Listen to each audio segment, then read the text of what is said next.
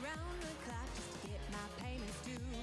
Pushing night and day, all work, no play. Don't know if I'll make it through. But as time goes by, we'll laugh and cry about the things we had to do. At the end of the day, it's all the same, 'cause I do it all for you.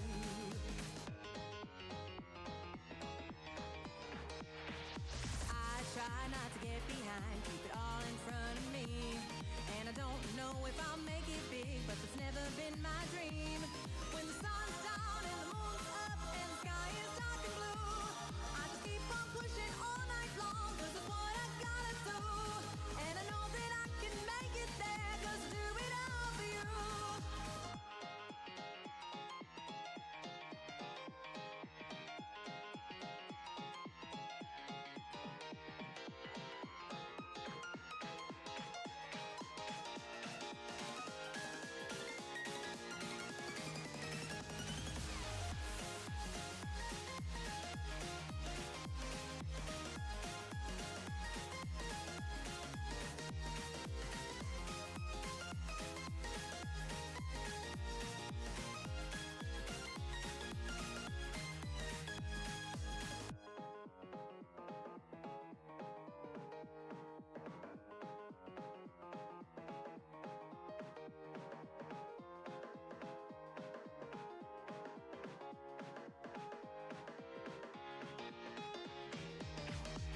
Gotta keep that voice out of my head, telling me it's all in vain.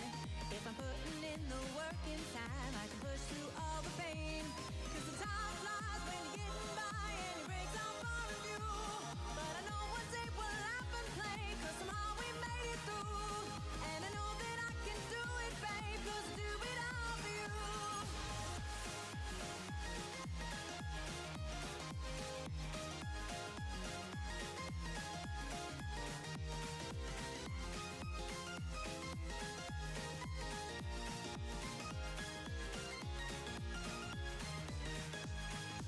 Tough times and tired eyes are the makings of a dream. In the end, it's all the same. In the end, it's all the same, 'cause I do it all for you. And I know we'll make it there, 'cause I do it all for you.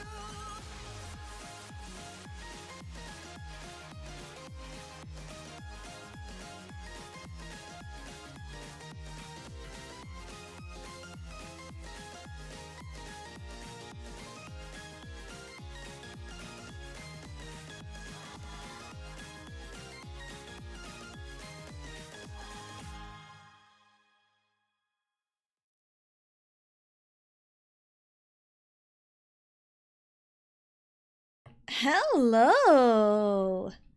Hello. It is Thursday. It's Thursday. I often forget what day of the week it is. My days just blend together. But hello, it's Thursday. It's Mario Party. Mario Party 1, last board. Let's go. Depart for adventure. Let's get going. I'm excited.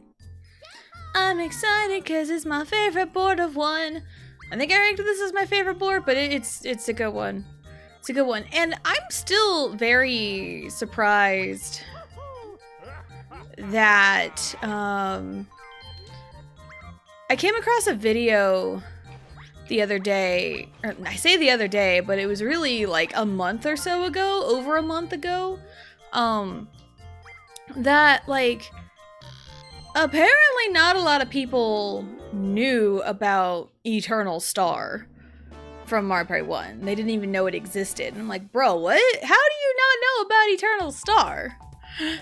I guess I just played too much Mario Party. Even as a kid, I knew about it. It's not one of those like, oh man, I didn't know about this as a kid. This is so cool. No, I knew about this as a kid. Maybe I just played too much Mario Party. Maybe that's it. Too much Mario Party is bad for your brain. Maybe that's what's wrong with me. This cannot be permitted. If I ever lay eyes on Bowser, why Bowser? Yep, it's like, oh, he's right behind me, isn't he? Long time no see. It's been 2 days, Bowser. It has been literally 2 days, Bowser. Alright, we don't got Koopa, we got the baby Bowser. Wahaha! I am the great Bowser's cohort, baby Bowser! And I'm gonna give you trouble! Let's see what's next. Ah, we must determine turn order! Not turn order. I'm gonna go last. Second to last, never mind. Never mind. I'm half right. 3! 3 is a great number. Because, like, you know, the rule of threes. Threes is a pretty good sound number. You got triangles, pretty satisfying shape. You have the Triforce, which is made of 3 parts. You know, boss phases are usually rule of threes. Trilogies are in threes.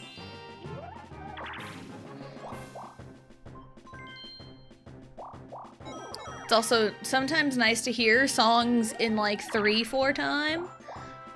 You don't hear them super often in music anymore, cause like, you know, most everything's in 4/4 time, but there's a handful of songs that are like in 3/4 time, and you can always tell because the downbeat. If the downbeat, you know, happens on like every third, then it's a 3/4 time. You know, like 1, 2, 3, 1, 2, 3, 1, 2, 3. You know, your downbeat. So, oh, what other like time signatures are there? There's like 6/8 time. 6/8 time's really fun because the way, okay, so with reading music, your time signature, the number on top is the beats per measure, and the number on the bottom is what note gets the beat. So if it's a like 4/4 time, most common thing, quarter note gets 4 notes per measure, and quarter note gets the beat. That is 4/4 time. Pretty standard. If you are familiar with 8 counts, it's just essentially 2 4 counts, you know, because 4 times 2 is 8. So yeah, 4/4 time, quarter note gets the beat, 4 notes per measure, pretty standard stuff. 3/4 time, you have 3 notes per measure, and quarter note gets the beat. So that's how, you know, your waltzes are 1, 2, 3, 1, 2, 3, 1, 2, 3. Those are your waltzes. I said screen. What are you doing? I set the screen for you, DK. Why would you do this? And then 6/8 time. 6/8 time looks so intimidating, but it's really not that bad. 6/8 time is 6 notes per measure, but the 8th note gets the beat. And an 8th note is essentially half of a quarter note. You know, like 1, 2, 3, 4, 1 and 2, 3 and 4, 5 and 6. Like those are 8th notes. So, you know, you get your 6/8 time, it's like 1, 2, 3, 4, 5, 6, 1, 2, 3, 4, 5, 6, da da da da da da da da da. You think like swing music. Swing music, pirate, shanty. That's kind, I think those are more 6/8 time. And I know there's other like crazy time signatures out there. But I just like music, man. Especially like in pop music. Weird time measures don't really exist. Like, you'd be hard pressed to find something 3/4 time. Like, I find 3/4 time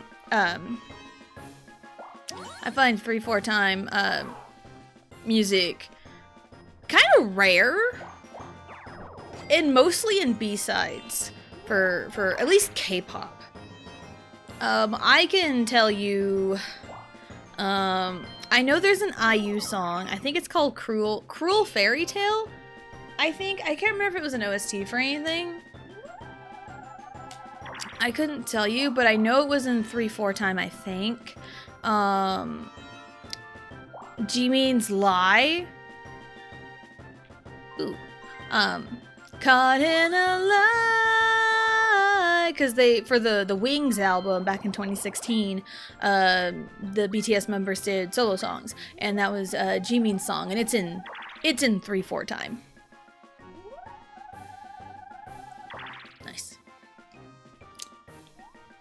So, so yeah, that's like just, and I know there's a The Boys song in 3/4 time. Hello, Goblin! Hello, welcome in. Coming in with the raid, let me give you a shout out. If my laptop will let me, there we go. Just talking about music. Get you a shout out. Hello, am I not? Okay, I should be following you. Alright, awesome. Hello, and hello, Raiders. Hello, welcome in. My name is Tessa Jane. I am a variety streamer, and today is Mario Party 1. The final board of Mario Party 1. So I've just been playing Mario Party 1 this whole time. And hello, Max. Hello, welcome in. Hope you're having a good day. And thank you so much for the raid. How was your stream? What were you up to? And if you got a raid and run, don't worry about it. I got you. Take care of yourself, always. But hello! Thank you again for the raid. Thank you. I am Yoshi. This is my game. Mario Party? No, this is Yoshi Party. I'm just talking about music and different time signatures for music. Just playing Resident Evil 4, trying to get through finally. Nice. I've seen bits and pieces of Resident Evil 4. I know Leon's the protagonist. I know it was available on GameCube back in the day. That's really it. And I heard it's like one of the best Resident Evils. That's all I know of 4. Yoshi do be great. Yoshi be great. Yoshi is awesome. We love Yoshi. We stan Yoshi in this house. I think it's this one. Yeah! Let's go! Playing the remake is a lot of fun. I've heard a lot of people love the remake. I remember seeing like bits and pieces of it. Hey, thank you for the follow. Thank you so much.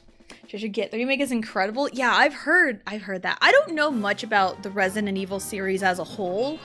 I've never played any of the games, but years ago I watched a Let's Play of Resident Evil 5. And cause the people that did it, I loved them. And their dynamic was really, really good. And I'm like, you know what? Let's check it out. And I kind of, I vibed with the game. Because Resident Evil 5 was the first one with co-op, I believe. So, and like, I heard 5 was kind of divisive from that. Because like, 5, it starts off as horror, then turns into action, then turns into what the fuck is this? And then turns into Boulder. I think that's an accurate way to describe Resident Evil 5. Let me click my hangnail real quick. It's bugging me. Gonna ready to run? Have something to eat? Absolutely! Go get you something to eat. Go take care of yourself. And thank you again for the raid. Thank you. Rigged? What do you mean rigged? Hello, Frozen Starlight. Hello. Welcome in. Hope you're having a good day. They lost a bit of their identity by 6, yeah. And it's like, not knowing much of the Resident Evil series as a whole, I enjoyed watching a playthrough of 5. And I go back to that playthrough occasionally if I wanted to, like, rewatch it. Should probably think about doing that, because I finished that 20-hour long speed run of Diddy Kong Racing with every character. I finished watching that, and after that, I'm like, I don't know what to do with my life. It's like, I don't know what to do with my life now. Now that I have finished watching a 20-hour long thing. Maybe I should go back and like rewatch some old stuff. Just wanted to say, Resident Evil 4 remake is fucking epic though. Yeah, like I heard that, because like I've heard Resident Evil 4 is regarded as like the best in the series. Again, I don't know about the series as a whole, but I've heard 4 is regarded as the best. And hello, RetroSci. Hello, welcome in. Hope you're having a good day. So did I. We're all losing our identities by 6 years old. That's a funny way to regard your own age. Ah, yes. We are on the 30th installment of Tessa Jane this year. About the same as the 29th installment, but more back pain.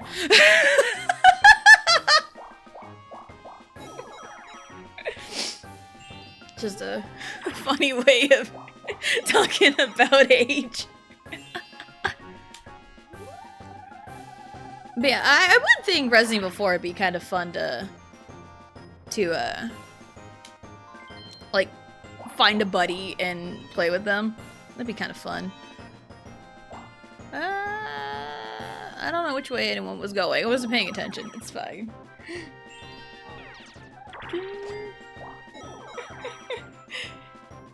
We're still drawn on the walls at 6.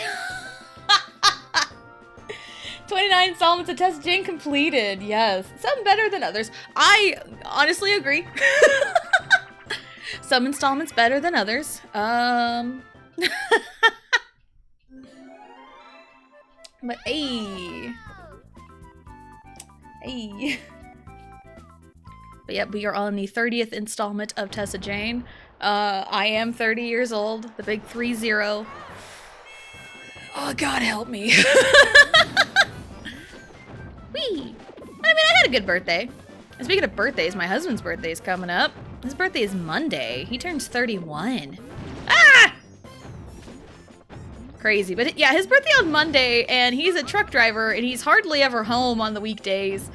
So I would imagine probably I want to do something, you know, at least a little something for his birthday, but like he's such a guy. It's like my birthday don't matter. I don't really care. It's like, it's your birthday. Hello, Dustin. Hello. Welcome in. Hope you're having a good day. Is it current voice of Mario or old voice of Mario? Was it Charles Martinet or the new guy? I don't know his name. But happy birthday.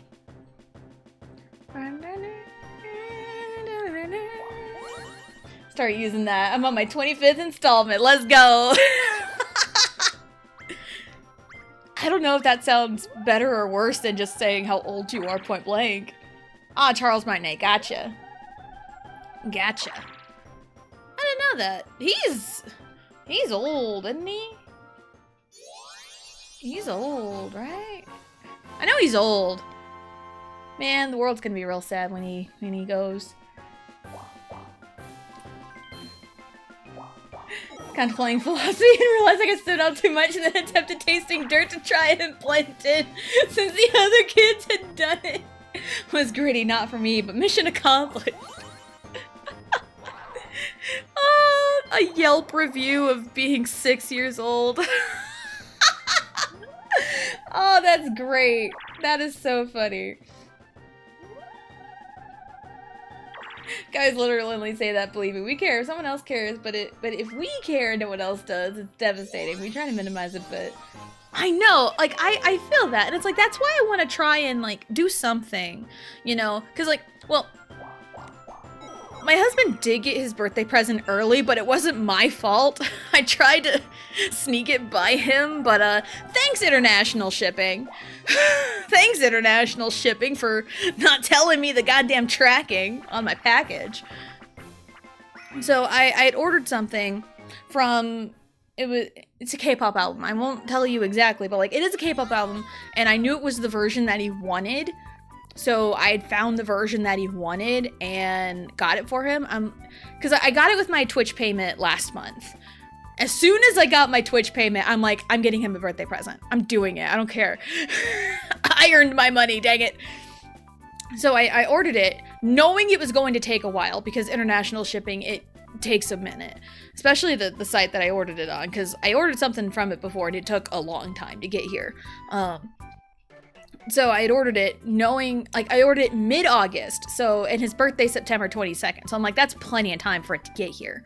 And so I would check on the tracking occasionally, seeing if anything had changed, and it had gotten to, like, China. It was, like, 2 weeks ago? 2 weeks ago, maybe? It'd gotten here, or no, I saw it, I checked it, like, the day before it showed up, like, Friday. And it said it was in China. Like the latest update was in China.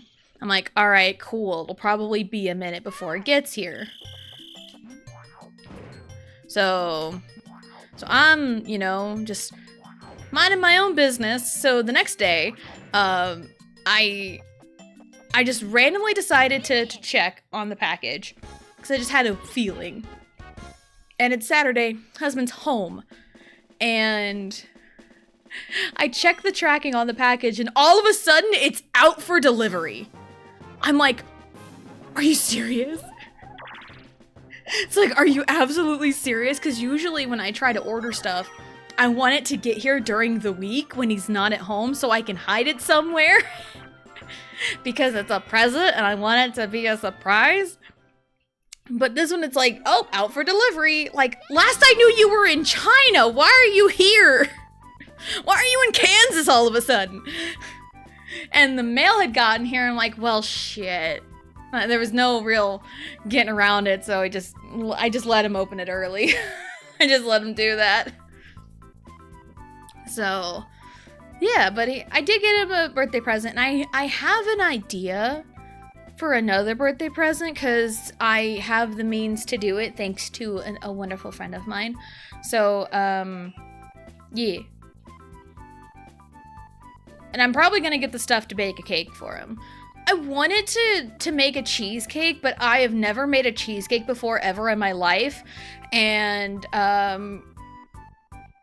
I had never gotten in contact with my mother-in-law about it, but also my dad is dead, and my dad was famous for his cheesecakes, so I can't really call up a reference to make a really good cheesecake. So, but he said, he liked the cake that Allie had picked out for her birthday a few months ago. So I'm like, you know what? Yeah, we can probably do, and it's just a nice little strawberry cake. So. And yeah, Charles Martinet was in the Dragon Ball superhero movie. I liked that one. The animation style is a little jarring at times for superhero, but I liked the movie. I think I really liked it because it was Gohan centric. I like Gohan. I'm a Gohan stan, if you will. I wasn't caring about my birthday a few years ago. I'd forget about it if my mom didn't ask me about it. My dad was the kind of guy that forgot his birthdays, even though my dad's birthday is coming up too, or, you know, would have been coming up. Whee! But it's like, I don't want to make like a big deal about my husband's birthday, because I really think he genuinely like just doesn't care. But also he has had other people not care about his birthdays and stuff. So I want to at least put in a little bit of effort to show appreciation, you know? Because he's my husband, and I want to show appreciation on his birthday. It's that easy. So, and also a little something goes a long way. Because, like, there's times where, like, I don't want anything, like, big and spectacular. I just want, like, one thing. So, but my birthday this year was really, really good, and I want to at least put in a little bit of effort to show reciprocation. So, they use that instant transmission. Yes. I know, crazy. Judo has the hotline straight to the Chinese border. I mean, he's got crazy connections. It's insane. Hello, Blue. Hello. Welcome in. Hope you're having a good day. You ate soup? You ate soup. She's at soup. Why are you buying clothes at the soup store? Oh, I love that clip. It's so funny. Gohan the best. They changed so poor after Cell Saga. I know. And it's like, it wasn't so bad until, you know, kind of midway through like the Buu Saga, you know? But I love Gohan. I love Gohan a lot. He's my guy. So what if he's your husband? That doesn't mean you need to care about him. I know. Crazy work. Crazy work. Me care about my husband, or any loving wife care about their husband in this day and age? Crazy, right? I mean, also legitimately, it is pretty crazy, because, like, I see all over TikTok Like, if I were to post a little quirk about my husband, something that, like, drives me insane about him, but it's like, he's my husband, I, live with it, then it would be like, oh my god, you have to divorce him. It's like, oh, he doesn't put his laundry in the basket. Oh, you gotta divorce him. Immediate divorce. Or it's like, oh, he doesn't stack his dishes neatly in the sink. Divorce. Like, no! I just fix it and put up with it because it's just dishes at the end of the day. Like, yeah, I get annoyed sometimes, but it's nothing worth a divorce. Like, all these people on TikTok are shouting from the rooftops. It's like, bleh. Bleh.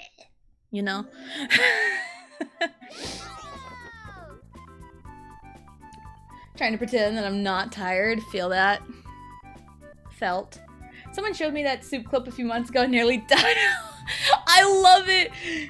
I'm at soup. Like, what do you mean? I'm at buying clothes. Like, I'm at soup. Buying clothes. Like, why are you buying clothes at the soup store? Fuck you! I haven't watched that clip in a while. Ah!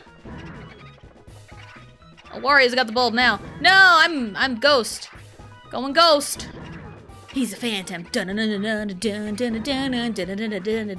a phantom. Punch me! Or hand me the bulb and punch me. Mario.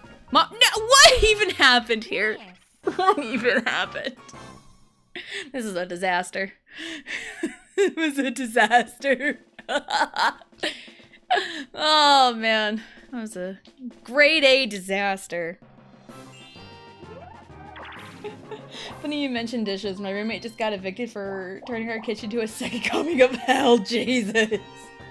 Literally ate chicken and left the bones in our sink for over a week. Dear God. That is awful. The fuck you is hilarious because it comes out of absolutely nowhere. Yeah. Why are you buying clothes at the same store? Fuck you. Oh, it's the best. Oh, it's the best. You know what's not the best? That is not the best. I have like, what, 51 coins? Right now? Yeah. Yeah, that's not the best.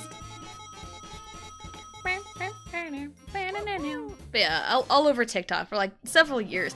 Some things are definitely warranted for divorce. Like, there's this lady that I saw earlier today, yesterday and earlier today, same gal talking about the same husband. Like his husband, or her husband was doing some shady stuff.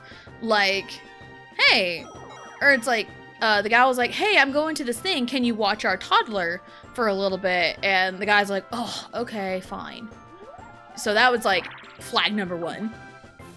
And then later he asks, hey, can I put the car seat in my vehicle? For one, he didn't have a car seat in his vehicle? I mean, I've had to like transfer one car seat through both vehicles all the time. But it's, never a problem. But, like, it's like alarm bells were ringing in our heads. Like, okay. And it's like, I'm gonna take her. Like, why would you need the car seat? It's like, oh, I'm gonna take our toddler to the park. This park that's like an hour away from us. Or like 40 minutes away from us. And it's like, you're gonna take our child to the park at this specific time when there's like several other parks closer. It's like, that is very suspicious. Very suspicious behavior. And it's like, when questioned about it, they just get like super defensive about it. It's like, yeah, when the evidence stacks up like that, then like, yeah, probably cheating. And it's also terrible tenfold because he's involving their toddler. And it's like, that is not cool to do that. Absolutely not cool to do that. Ah! Finish! So, but yeah, there are some things warranted to be like, yeah, divorce him. But it's what I see all over TikTok is like the littlest thing. Yeah, it's like, oh, he just sloppily puts a plate in the sink. Divorce. And it's like, no. That's not something worth getting mad about. Pick and choose your battles. Because there's a lot of things that we've had conversations about, but those are really important things to have conversations about. Him just randomly throwing a dish in the sink sloppily is not a conversation worth having. Because it's not a big... I think I briefly mentioned it one time. But I briefly mentioned it one time because it's not a big deal. And I'm sure there's plenty of things that I do that drive him insane. And used to, before our dishwasher saga, several months ago, I was really bad about putting our dishes away. They just remained in the dishwasher until the next time dishes got done. I was very bad about that. So he would always get like a little irritated at me for it, but it's nothing worth like, oh, I'm gonna divorce you because you don't put dishes away. But also, since the dishwasher saga, I have started putting dishes away. I've gotten into the habit of doing that. So, at least there's that. But there's an example of me being stupid. Of my habits irritating him. So it does go both ways. But yeah, it's like, oh, you left a Pepsi can on the floor after Kobe and you missed. Divorce. No. That's just... You know, we just pick up the trash, put it back in the trash can, and move on with our lives. Mr. What? Mr. Caution unfollows what I would say. Maybe this should be a TikTok logic. I legit was like looking like, to what? Costume change routine? Routine? Redeem. Ready? Go! I'm losing my mind. But yeah, TikTok is the greatest thing ever, but also the worst thing ever at the same time.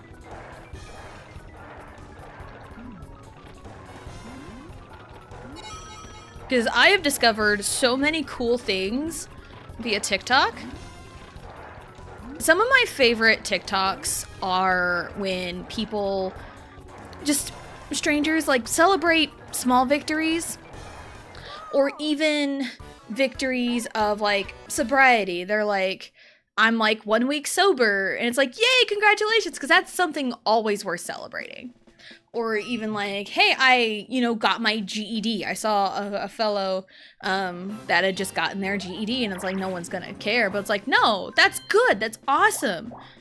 I love when people like share their little wins like that. So it's awesome, and it warms my heart. Because we need more good in the world, honestly. So, yeah.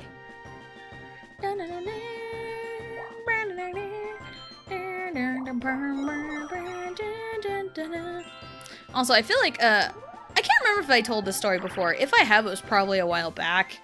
Just thinking about, like, wives and, oh my god, divorce and stuff.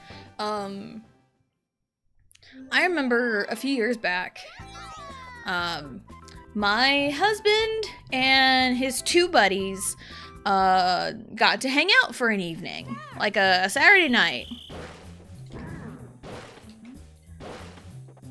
And I'm like, go hang out with your friends. I like he pushed me out the door when I turned 21 to go to the liquor store. I would push him out the door to go hang out with friends. Like, it's like, hey, you have an opportunity to hang out with your friends? Go. I will shove you out the door. Go have fun. You can tell me all about it when you get back. I think I get that from my parents' dynamic, because that's what my parents did. They often did things separate a lot of the time. And it's one of those, because I remember this story. My parents didn't have like a whole lot. They couldn't afford a babysitter. This is when they just had my oldest brother, so this is their first baby. They couldn't afford a babysitter. So, and they really wanted to go see this movie at, the movie theater, but they couldn't afford a babysitter. So, my dad went one night and my mom watched the baby. The next night, my mom went to the movie theater and my dad watched the baby, and then after they had both watched it, they talked about it together. And even then, you know, if my dad wanted to go golfing or, you know, go to the bar, hang out with friends, you know, mom's like, go, get out of here, and then we can talk about it later. So that's probably where I got that mentality from, because I saw my parents do it. So yeah, if like, you know, people want to hang out with my husband, like go hang out with your friends, go do it, you know, go, like you can tell me all about it later. So he's with his two buddies. I think one of the friends wasn't married at the time, so he's married now, but I think at the time he was single. And the third guy also had a wife. I left him alone. I never messaged my husband, never didn't really bother him. I think I only messaged him like one time, maybe. And I think he asked me a question, or I asked a question briefly. But that was it. They were gone for a while. And I even got a text message from like the single guy. Ooh, shit. Saying like, hey, sorry for keeping your husband so long. And I'm like, no, don't worry about it. It's like, it's, you know, it doesn't bother me.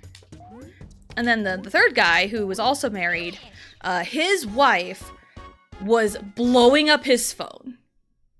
When are you guys gonna be done? What are you doing? When are you gonna come home? Yada, yada, yada, yada. Like every like 10 minutes from what I had heard.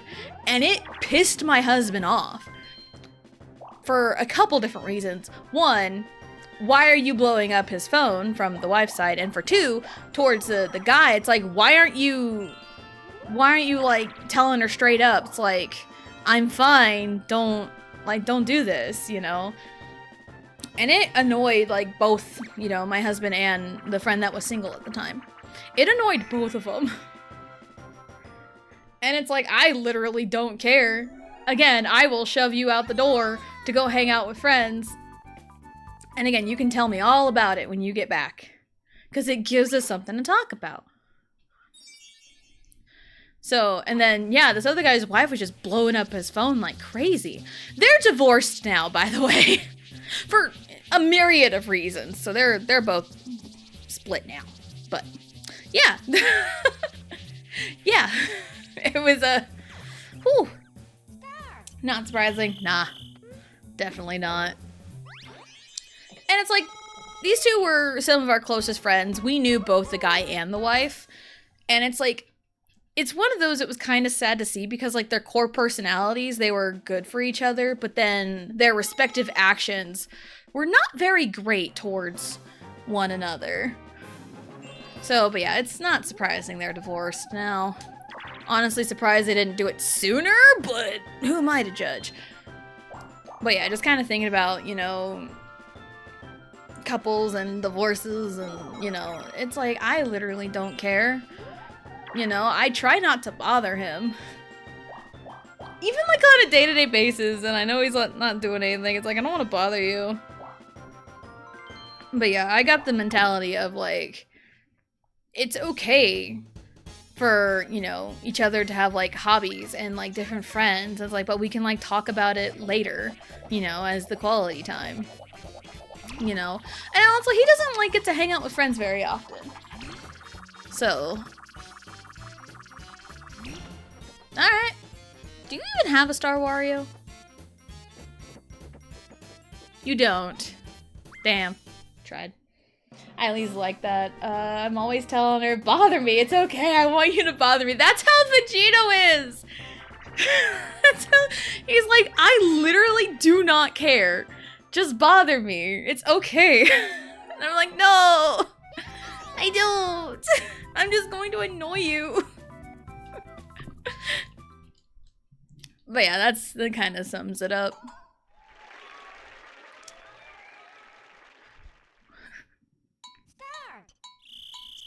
No time to play the violin.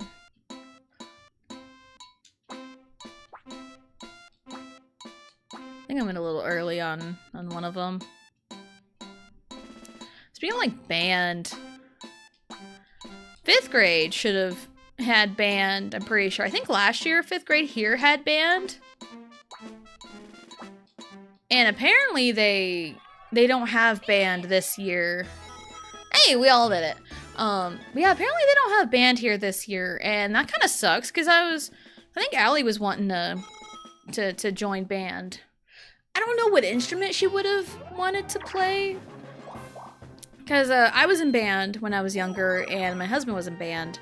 I mean, my husband was in pep band in college when we met, so there's that. He played clarinet. I think he played bass clarinet too. But yeah, he played clarinet. When I was in band, I played alto saxophone. So, and I played alto saxophone because my dad played alto saxophone, and I wanted to be just like my dad. I wanted to be just like my dad. So I wonder what Allie would have wanted. I'm sure by middle school, because middle school here is 6th, 7th, and 8th grade.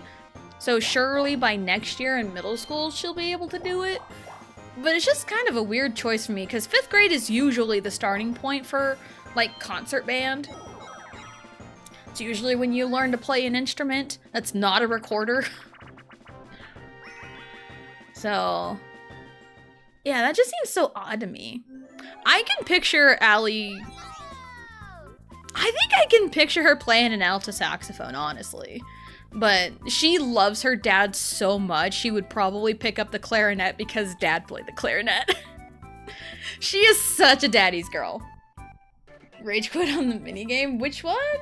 What played earlier? I don't remember. Take food out of the freezer? No worries, Max. Everyone's leaving. No, it's fine. It's fine. I'll still be here. Just pre-order Sonic Racing Crop. Ooh, nice. Take a nap, BRB. No worries. No worries. Again, I will still be here. Ah! Maybe not. Maybe not. I will just yeet myself into the water. Oh, someone's getting food? Cool. Someone's taking a nap? Not cool. Yeet. Oh my goodness, I can't believe I did that. But yeah, it's still really surprising to me that there's no 5th grade band. Why is my hair being stupid? My hair is always kind of dumb when I don't part my hair right. Because my hair is kind of ridiculous. It's hard to part it the same way every single day. Crazy.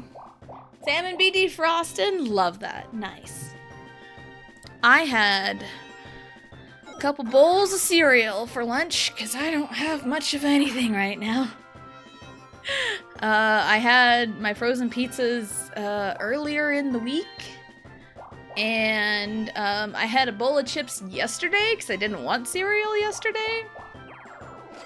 And I even thought about like swinging by like McDonald's or something after dropping off Riley at preschool. But I'm like, no, we usually go get Sonic for lunch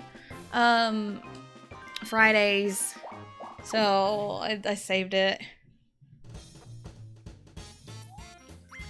So yeah, I just had a couple of cereal. It was the Reese's, essentially Reese's Puffs, but the off-brand, store brand. Oh shoot, I went too early. 2, 3, 1, 2. Give me money. Yeah, I was in band from 5th grade up until sophomore year. Like, the end of first semester sophomore year of high school was when I quit band. And the biggest reason was I wanted to get into an art class. And I didn't like the new band teacher that we had my sophomore year. Because, my 5th grade year, we had just gotten a new band teacher. I remember him. He was great. Loved him. He was like the best teacher, best band teacher ever. He was so cool. And he was there up until the beginning of my sophomore year, because freshman year had him, he was great. And then like the end of the year, he said, I'm going to move back to this town to be closer to my family. And it's like, I understand why he moved, because, you know, to be closer to your family, especially like elderly family, you know, I totally get it. It's kind of another reason, I know Blue is trying to get us to move to Redacted. I think, like, the one thing right now holding us back from actually seriously considering it is, my husband's family, because they're getting up there in age. They've got a bunch of health problems. And so it's like and he's like the go-to kid in a way. He's like the one stable kid out of his siblings. So he's very dependable for them. And also so they can like see our kids and, you know, and all that. So it's like, we want to be at least somewhat close to his family. Because I felt that same way when, because we considered moving to a place that was like 3 hours away. And I didn't want to, like, you know, leave my dad in a way, because he would have been too far away. So it's like, I totally understand wanting to stay close to family. So he had to move. He moved closer to his family. And we had a new band teacher. He was okay. I didn't really like him all that much. I just didn't really vibe with him. So by the end of the semester, you can put in a form to like change some classes, like electives.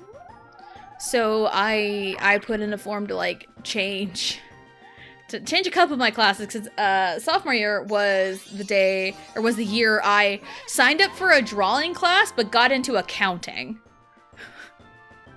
So I really wanted to transfer out of that class too. Yeah, it's like sign up for an art class. Oh, here's accounting. And it wasn't even on my like alternative elective list.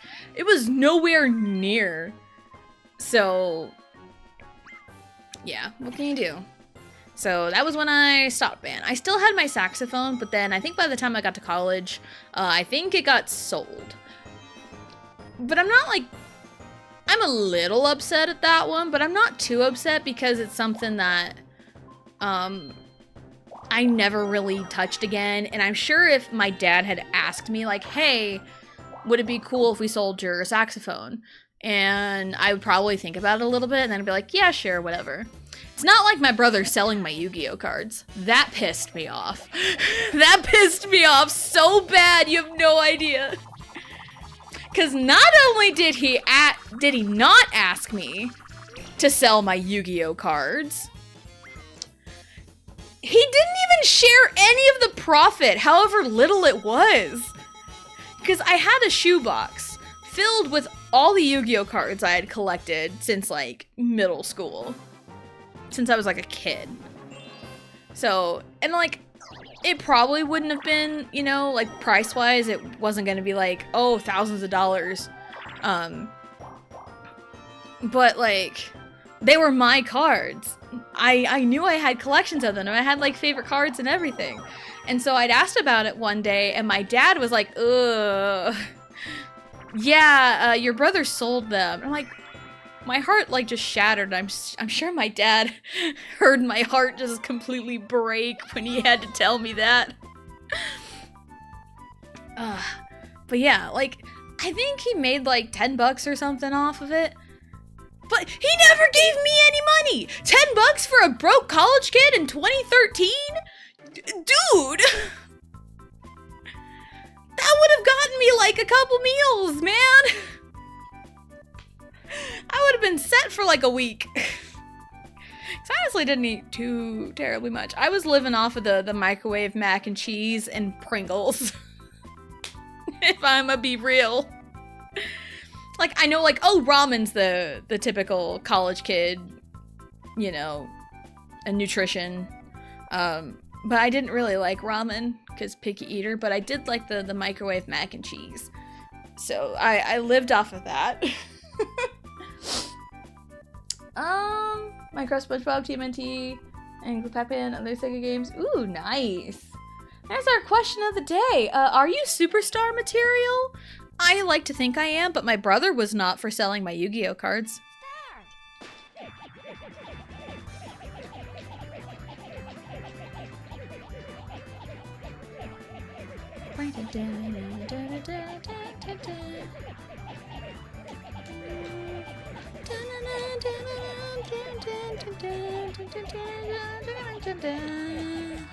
There we go. All right, not the cards. I know.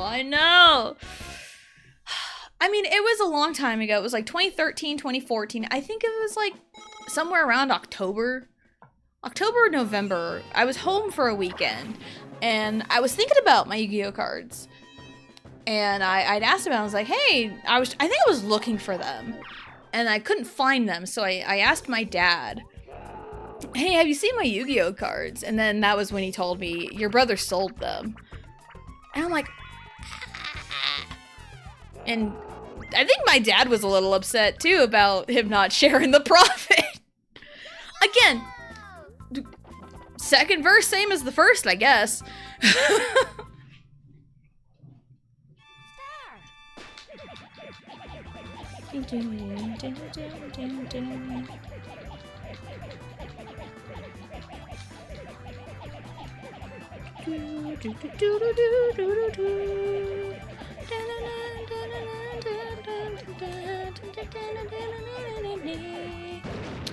My trick is I hit the buttons to the tempo of the music. That's my trick. That's why I go silent most of the time for that minigame, is I'm listening to the music and hitting the buttons to the tempo of the music. 9 times out of 10.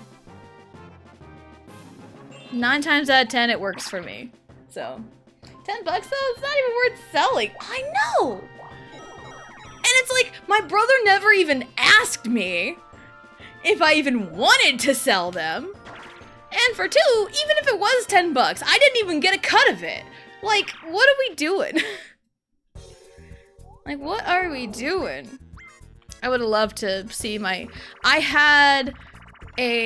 know I had a Kaiba starter deck that I got from Christmas from this brother! The same brother that sold my Yu-Gi-Oh cards got me a Kaiba starter deck for Christmas a long time ago. So I'd gotten that. I think I'd gotten another starter deck at some point, and I would just like pick up booster packs here and there, just of random different things. And I had like a shoebox full of Yu-Gi-Oh cards. It's like, did any of them really hold any value? I mean, maybe. I had one sealed. Like, still wrapped in the plastic. Because it was like a special promotion or something. It was like a, oh shit. It's like the Blackluster Ultimate Dragon, something like that. It's like the fusion of Blackluster Soldier and Blue Eyes Ultimate Dragon. I think that's what I had, and it was like sealed in the plastic. That was probably, if anything, the most valuable one, maybe. I don't know. I knew it was still wrapped in the plastic, because, I mean, that was like the one that comes to mind, and the whole freaking shoebox got sold. It's like, probably would have gave you $1, like, here's 100%. 100% that's what he would do. He would have totally just handed me $1, be like, here you go. Here's your Yu-Gi-Oh money. It's like, excuse me. They were my cards to begin with.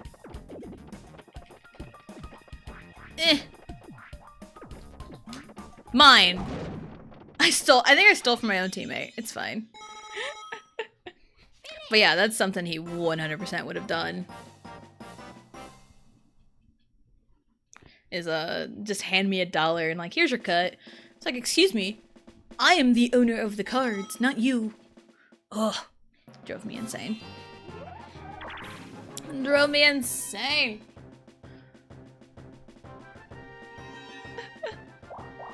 Ah!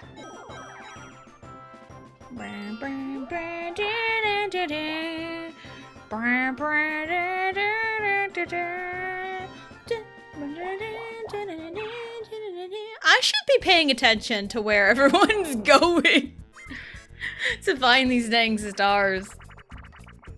But I'm not. I usually don't. Bowser Revolution. Viva la Revolution. Ooh. Mario benefited from that. Of course he did. Of course he did, loser.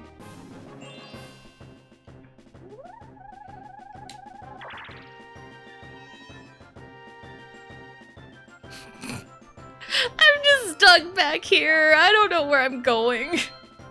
I haven't a clue.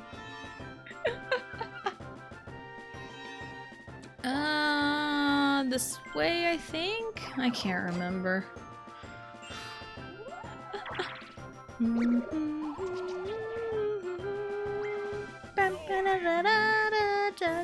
music is like one of the biggest reasons why I like this board.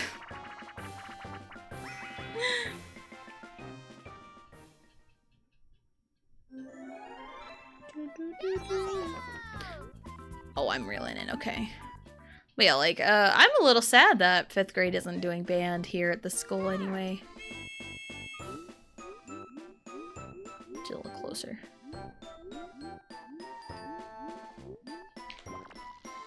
Why do my partners never get the big in? Like, why?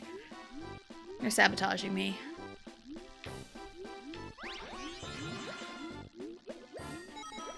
No! Stay down there! Stay down there! No! I tried.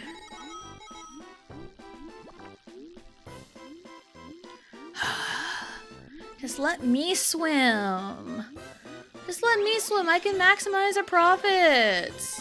Be like a shady businessman. Maximize profits. Like TKO with WWE. You gotta maximize profits. Doesn't matter what the fans want. It's what lines your pockets. Ah, goodness.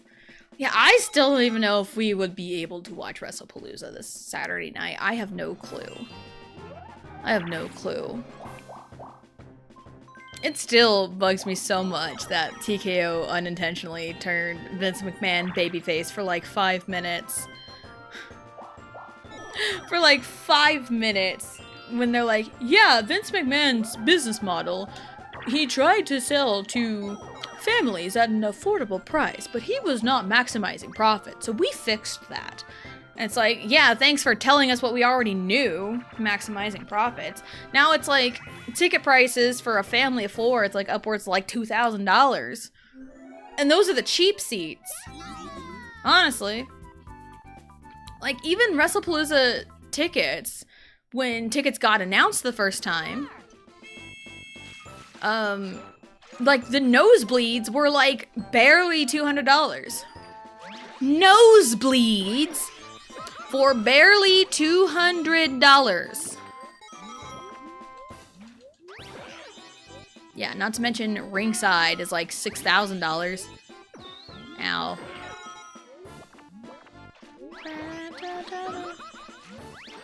Yeah, and it's like getting into wrestling is like, I would love to go to a wrestling show, you know, but it's like, it's not affordable anymore. And it's like, oh, hey, a family of 4 under Vince McMahon, you can get like $200 worth of tickets for a family of 4. For like, you know, kind of midsection, not nosebleeds, like decent seats, you could get it for like $200 for a family of 4. And, you know, $200 on tickets, another couple hundred on a hotel for, you know, a night or so, and also travel, you know, gas money, you know, food, you know. So it'd be like just like a normal vacation. But then, like, now they're pricing out tickets out the ass. And for like midsection, like on the ramp, not nosebleeds, but like on the ramp, kind of between the nosebleeds and the floor, that's like $600. $600 a ticket, a singular ticket. $600. So 600 times 4 is like, you know, $2,400 on tickets. That's not even including all the travel costs. So, and that's like for like a big PLE. Even like, okay. Hello, DA. Hello, hello. Welcome in. Hope you're having a good day. All right, let me look up WrestlePalooza tickets. I've looked at the ticket prices often enough. Google's telling me, you visit often. It's like, yeah, because I look at the shitty ticket prices. And, okay, keep in mind, this show, WrestlePalooza, is on Saturday night in Indianapolis. By the way, Indianapolis. You didn't nap? Rude. Alright, so... Okay, so Ticketmaster.com, I'm looking at. Okay, row 227, which is nosebleed. Okay, the lowest price ticket up in the nosebleeds on like the hard cam side. So if you were looking at the ring, it would look like as you were watching TV. You're looking at $119 for nosebleeds. That is the cheapest ticket right now. Is $119 for one ticket in the nosebleeds. So even if, you know, we were to get tickets to go to Indianapolis, let's say, you know, short notice, whatever. Oh my god, why? Why? Oh my god, I couldn't get that last spot. Yeah, so if I were to get, like, I don't know what the tickets for, like, you know, whatever the cutoff is for, like, young kids. But let's say we have to pay full price for a ticket for each member of my family. So me, my husband, Allie, and Riley. You know, $120 times 4, 12 times 4, 48. So that's $480 for the four of us to go to, you know, WrestlePalooza this Saturday in Indianapolis. But also, if we wanted to go, we'd also need plane tickets, which is probably about that same cost. So that's $800 right there. Even like, you know, close to $1,000. And not to mention food, vehicle, gas, you know, all of those other expenses. We're shilling out probably close to like $2,000 to $3,000. That's if we wanted to go last minute, but like, no. Even if it was like a show close to us, we'd still have to like plan the travel, and like ticket prices are so insane. All right. Also, yeah, the $119 cheapest ticket. The most expensive of the nosebleeds, you're looking at like almost $300. Finish.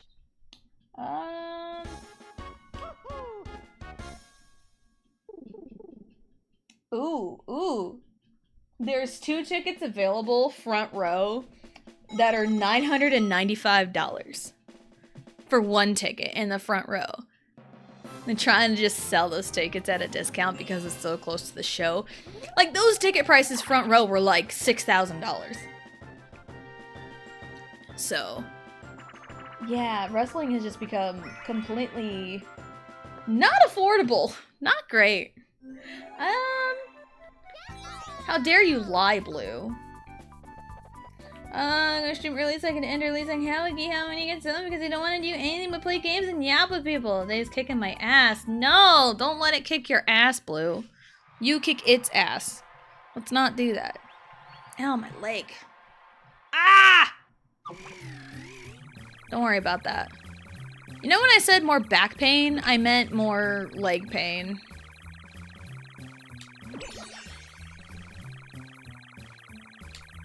Dang it!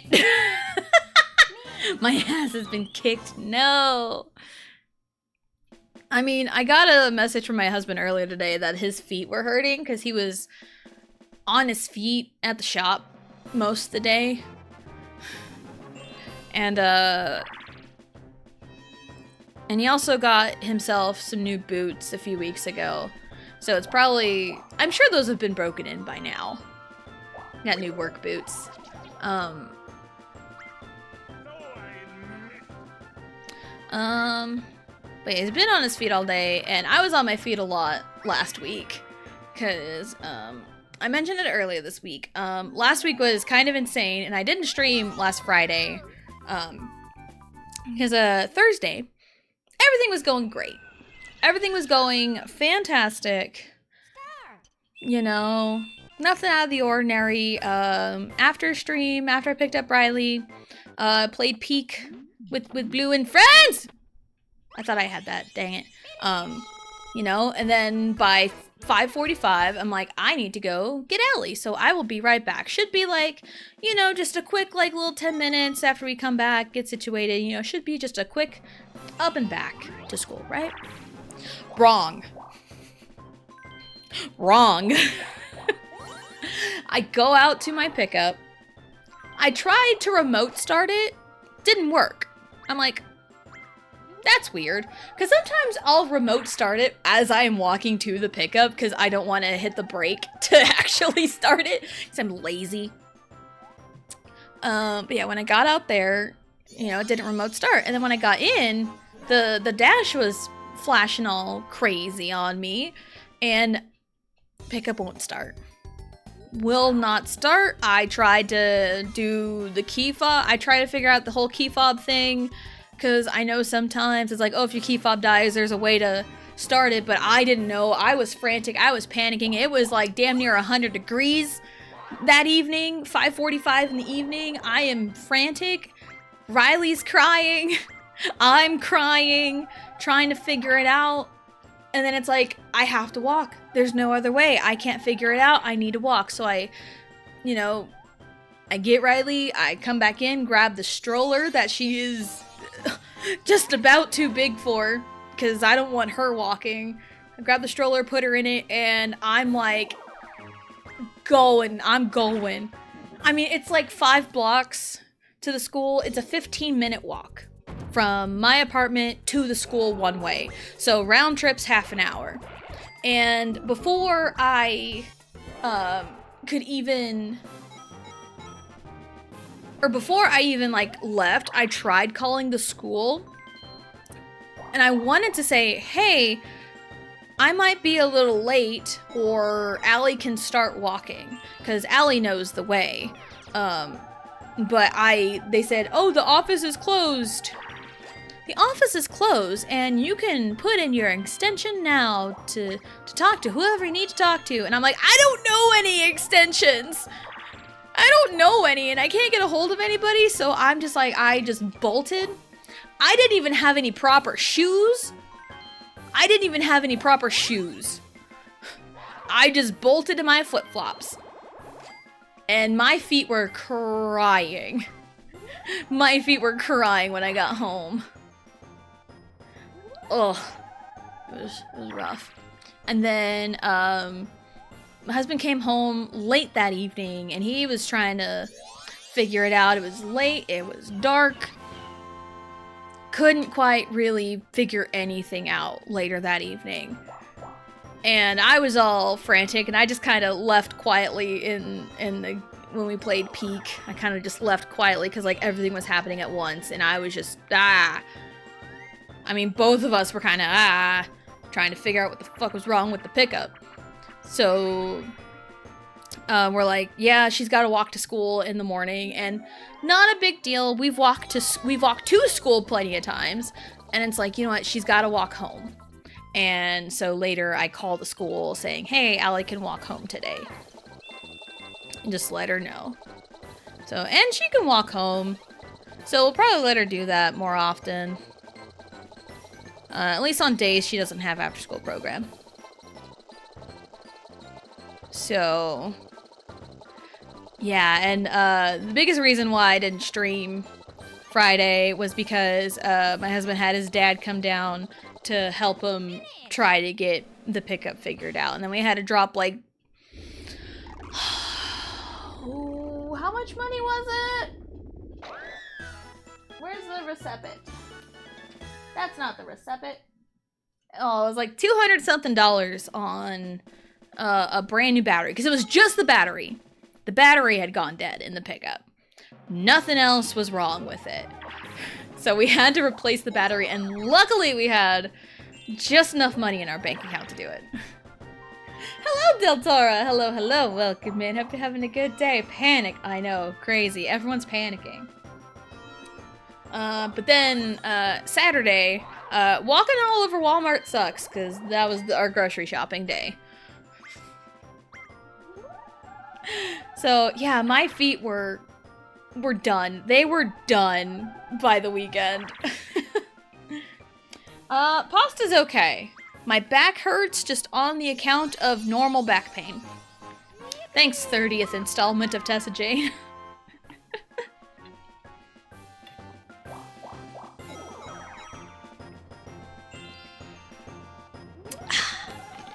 Take a drink of green tea. Green tea! Check the pasta. Okay. I'll do it for free. Oh! I don't know if anyone can actually hear my back popping.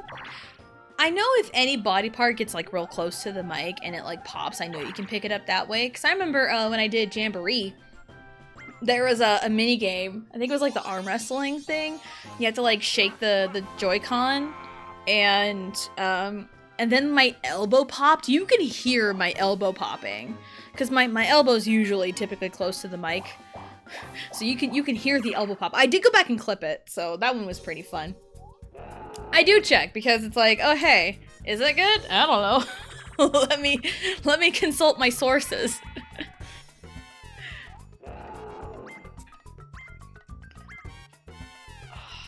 Yeah, so I don't know if you can hear all of my back crackle as I do that. So, but yeah, it went all up my spine just now. Whew. Cracking on stream. You've heard of crashing out, now heard of cracking out. Don't actually. Crack is not good.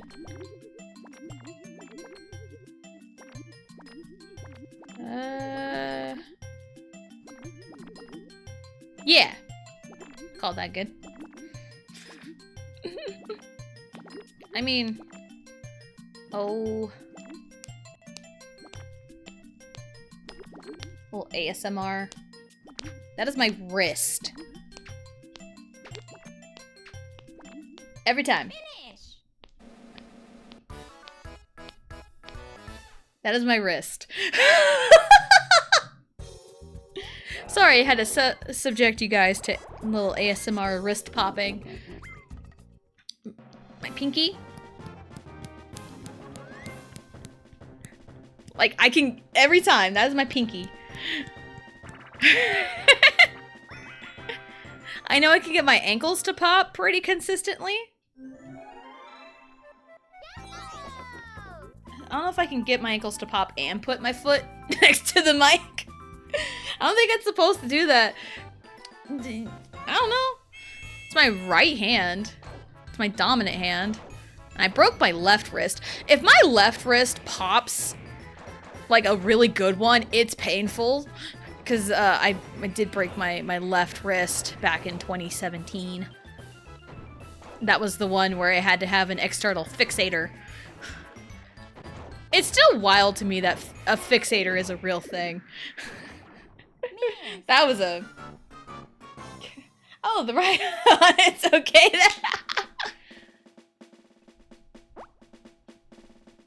But yeah, if my left wrist like pops just right, it is so painful. I think that one is just more on my wrist was broken. And I still get a little worried sometimes about my left wrist, but it's like... I mean, I have the mobility back because I was so stubborn and determined to not go to physical therapy for my wrist. Because okay, so my left wrist was shattered and I had to have surgery. It was not something they can just set back in place and put a cast on it. That was what my dad was hoping for. But nope, I had to have surgery. And the real kicker is I didn't have insurance at the time. So that was fun. I think I've I think I either paid it off a long time ago, but like we're still paying on medical debt. We just have stuff that adds up, and it's like I forget about it. And it's like, hey, we have another thing sent into collections. Do you want to just add it? It's like, yeah. Yeah, I think currently it's like, last time I checked it, it was like $4,000. But that's just kind of accumulated from various different things. Anyway, it's being paid on, whatever. Anyway, I had to have surgery on my wrist. Had to have an external fixator. I had 4 pins put into my wrist. I still have little tiny scars from where those incisions were and where the pins were. They're like little X's on my arm. And oh man, when they took that thing off, oh, it's probably, in terms of like a immediate, like short-lasting pain, getting the fixator off and taking those pins out was probably the worst pain I've ever felt in my life. And I have given birth twice, and I almost died once, but I'd say that's more longer lasting. It's a different kind of pain. So, like a stub your toe, like immediate, like, that kind of cools off after like 5 minutes. Like that kind of pain, getting that taken off was like the worst kind of pain. It was the worst pain I'd ever experienced in that context. But yeah, and I know it's been since 2017, since, you know, the wrist broke and everything. And I still worry sometimes about it, but I'm mostly good. And they told me towards like the end of like the healing process, it's like, you may have to go to physical therapy, but like we'll kind of check your mobility. We'll check your mobility, see if you need to or not.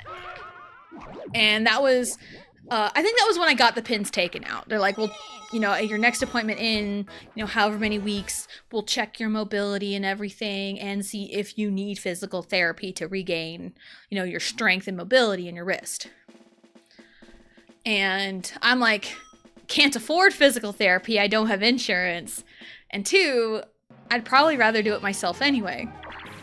So I, you know, put my brain power and my stubbornness to good use, and I did my best to work my mobility, do some stretches, just do things here and there. And 4th of July I spent with my side of the family that year. And my aunt, my mom's sister, had come down because the biggest reason is it was the first 4th of July without my mom, because my mom passed in August of 2016 and her birthday would have been 4th of July, so spend it with my family made sense. And my aunt came down, and she's kind of classifies into like typical boomer, you know. I'm not doing very good here. Where he's always like, oh, you have to do this, you're gonna have to do that. And she's always like bugging me about a college degree. At least, I don't talk to her very often, but anytime I do, that is always being brought up. It's like, you need to go get your college degree. And it's like, okay. You know, I've learned to tune her out over the years. But she nagged me so much that 4th of July weekend that like, oh, you broke your wrist, you have to go get physical therapy. It's not an option. It's something you absolutely have to do. And because of that, that fueled the competitiveness in me. And I worked even harder on my wrist. I worked even harder. But then by the next appointment, they checked everything and they're like, you're all good. You don't need physical therapy. That was like the happiest I'd felt at that time. It's like, I don't need it. Awesome. So, yeah, like there's times where I still get a little bit worried, but it's pretty much back up to 100%. And it's like the saying is like, oh, if you break a bone, it just heals like 10 times stronger or something. I'd heard that before. And it's like, so if I break all the bones in my body, I can, you know, come back 10 times stronger. I could be extremely durable. Hey, no one's here. I have all the room in the world. If you throw money, that'd be great. No, I wanted that. So. Ugh. So yeah. So yeah, that's why I don't like it when people tell me what to do.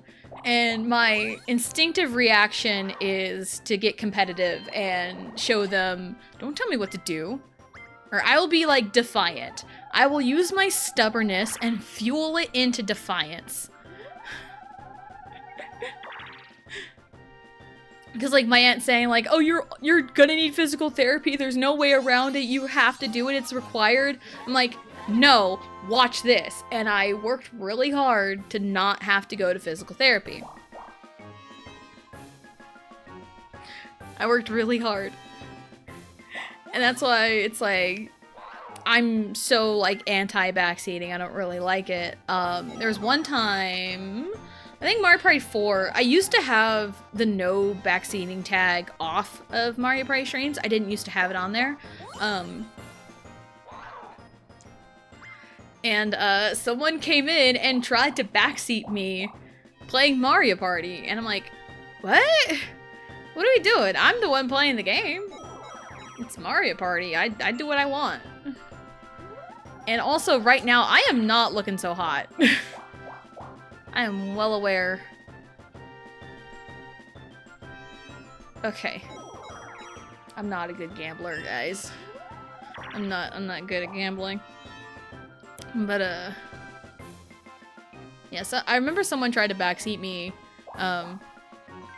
playing Mario Party. They're like, oh, you have an item? I think it was like a Boo Crystal Ball. I think. It's like, oh, you have that? You need to use it right now. And it's like, excuse me? No. I will not. I will not. So I didn't use it for a long time. Because, like, if someone came in and said, you have to do this, I will think I'll do the opposite.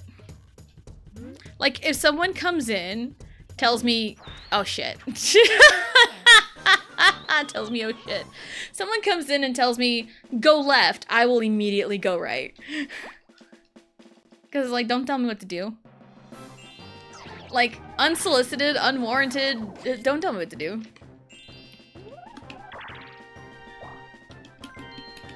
Like, the only person who could even, like, think to get away with that is my husband. But that's because he knows me very well and he knows how to tell me things.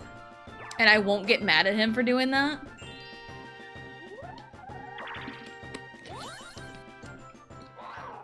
And also, he gets real mad at my cryptic hints. Because he started playing Wind Waker the other day. Because Sunday, he was like, I want to play something, but I don't know what. And so he, I mean, we have a Switch too, so that means we have access to GameCube online, and Wind Waker's on there. And it's like, you know what, I'm gonna play Wind Waker. It's like, it's been a minute since he even played, like, the original GameCube Wind Waker. It's been a long time since he has.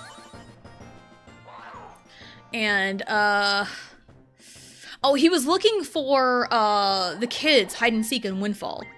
That's what he was doing. And, it's, the leader of the bees.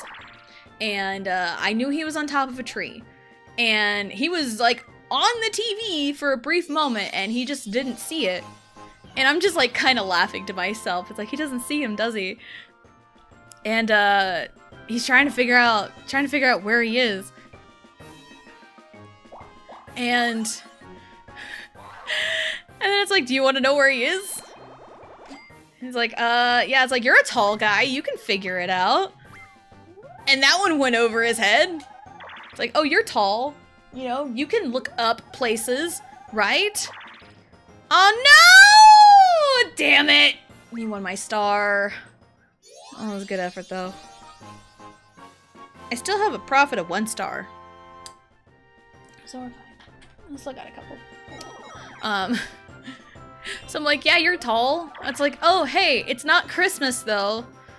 Like, what's your job when we put up the Christmas tree? Because you're a tall guy, you put the star on top of the Christmas tree. So I was just giving him all that. I was giving him directions and he hates my cryptic hints. Oh, it was so funny. It was so funny. Wind Waker hype. I love Wind Waker. 100%ing Wind Waker earlier this year. Like, I think my favorite Zelda kind of flip-flops between Wind Waker and Twilight Princess, because Twilight Princess is very good. And I still have my notes that I wrote a couple years ago. God, that's been 2 years? Shit. Because I think my first set of notes was like October 3rd, 2023. Was my first set of notes of Twilight Princess. That's crazy. But yeah, like, I still have my notes, but like, Wind Waker was the first Zelda I had ever played. So that one's got a special place in my heart. Oh, come on. So, yeah, I've got a special place in my heart for Wind Waker. Whee! So it was just really funny watching him trying to find this kid that was on screen for like a couple of seconds. But I mean, I missed stuff that was on screen several times, so it's funny because I would laugh at myself for the same thing. And I was trying to point him in the right direction without just explicitly telling him, because I don't like to explicitly tell people the exact solution of things. I'd rather like give a little hint to something, because that's just kind of my style. Because I feel like if I were to give a good hint, like saying like, oh, you're tall, right? Oh, a star on top of the Christmas tree? That's your job, right? Like, that would make him think, oh, it's on top of a tree. You know, if you just think about some of the words that I say. Like, I have given several different cryptic hints before. Real gamers don't look up. That is fair. That is fair. But sometimes you have to look up.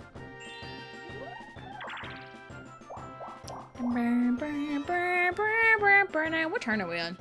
24. Wow, this one's going by a little slow.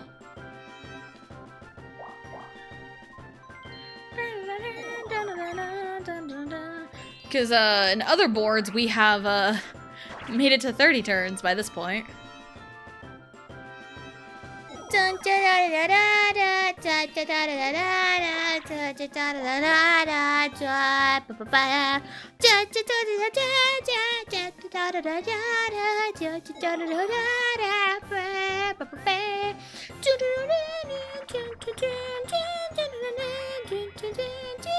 Okay. Back to Mario Bandstand. I've also stopped and talked several times during the minigame instruction screen. So, that's probably also another reason why we're going a little slower. But also, Eternal Star is a very big board. But, with band and instruments, I'm still a little sad that there's no band in 5th grade this year, which is usually the starting point for band.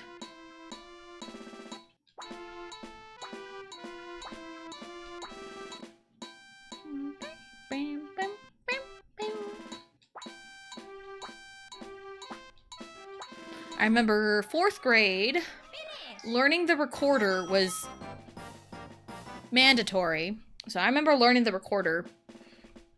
And going from the recorder to the alto saxophone really wasn't that bad, because the fingerings are the same. Or like relatively the same.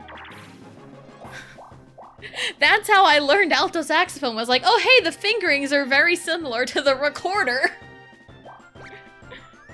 Like, G, like your 3 fingers are on the buttons. And your back button, is your octave trigger. And even the bottom, you know. And yes, I played alto saxophone. I played alto saxophone because my dad played alto saxophone, and I thought he was cool for doing that. I don't really think my mom played an instrument. My mom sang a lot. She was a singer. My oldest brother played the flute. There's a whole story about him playing the flute and wearing a tie. There's a whole story with that. I don't know the exact story, so it was some kind of like argument about dressing nice for the concert. It was a whole thing. I don't know the story. I'd have to ask my brother.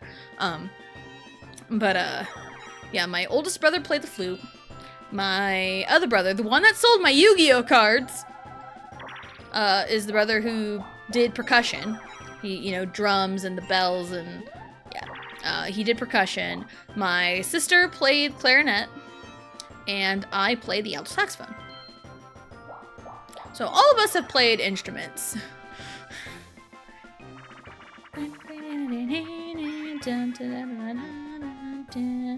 Bro played sax? Nice.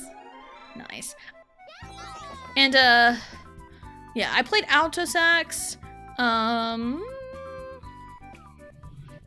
I know there was tenor saxophone. It was a lot different, and baritone sax was kind of the same thing as an alto sax in terms of, like, key signatures and stuff. It's relatively the same. Jump! There we go.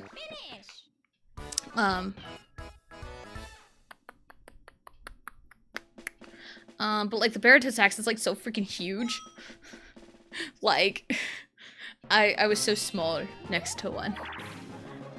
And I mean, my husband, Vegito, he played clarinet, and I think he also played bass clarinet. So I don't know when he played bass clarinet, but I know he did. I know he did. I have to ask him.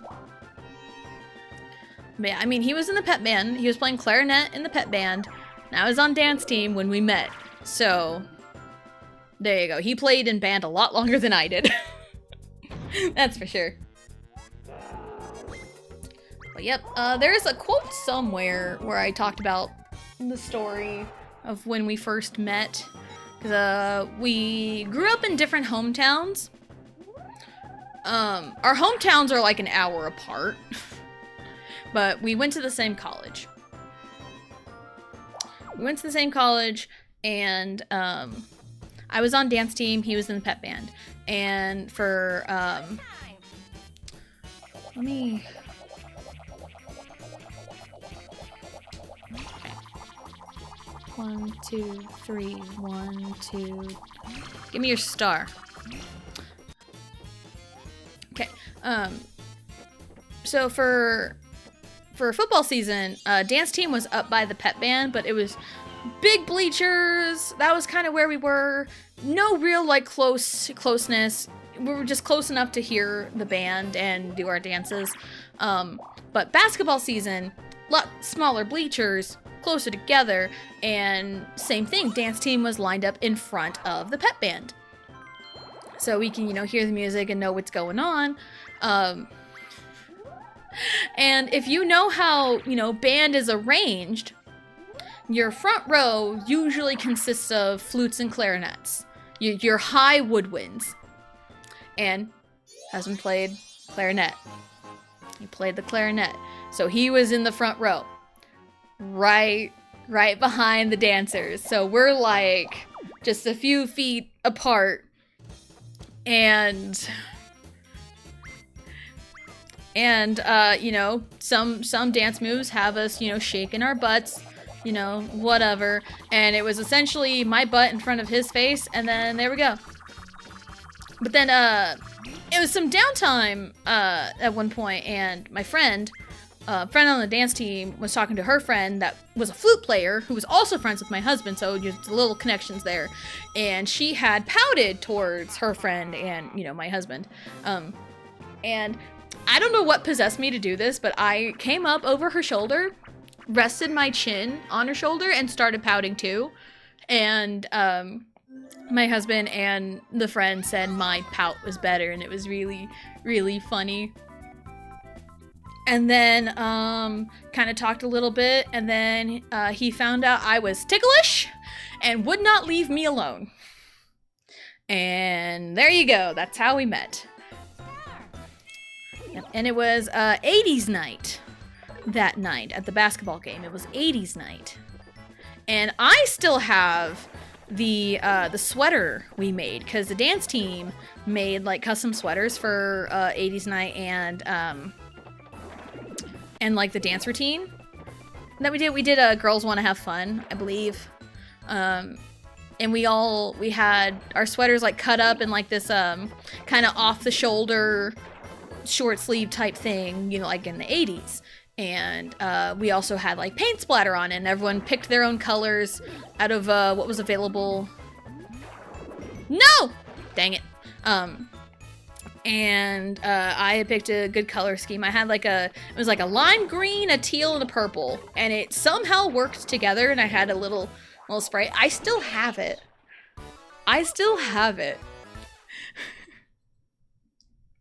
So, and that was what I wore when first like officially met my husband. Because there were instances in our past where we have like interact or been in the same space, but nothing like actually meeting for the first time.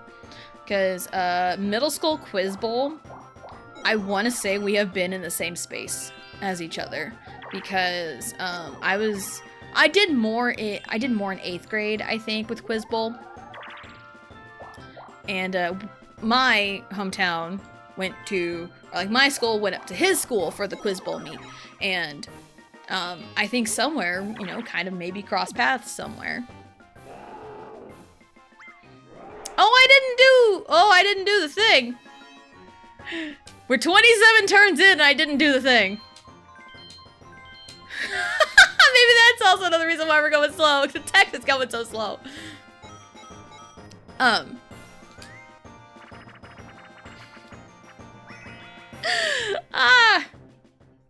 So yeah, we could have crossed paths there, even like a football pep band, because I had my camera at one of the games, and I was taking pictures, and I remember looking back on it, I think he's in one of my pictures that I took before we like officially met. So that's kind of neat. And I've also mentioned that when we met, he had a girlfriend at the time. And he was in choir. And the big like spring concert is the Pops concert, which is essentially, you know, to like, where am I going? I made the same mistake. And it was a Pops concert, you know, big spring, like pop music stuff. And he invited me to go watch him. And, you know, his other friends were in choir too. And I had some friends in choir. So it's like, yeah, you know, let's go. And I walk in to the building with the auditorium. I walk in and there was a group of girls sitting off on a bench to my left, like right outside of the auditorium. They were there. And I walk in. You know how it's kind of instinctual? You see some motion and you want to like look. So I walk in and this group of girls, this one girl looks up and I just happen to look over and we made eye contact. And immediately I recognized her from pictures on Facebook. She was Vegeta's girlfriend. That was an awkward moment. And then it gets worse. I go find my spot, kind of middle of the way, middle of the auditorium. And I'm just sitting chilling because I'm by myself supporting my friends. And these group of girls come and sit right in front of me. Cool, whatever. Probably just happenstance. But then this older couple comes in and sits behind me. And the girls in front of me recognize them.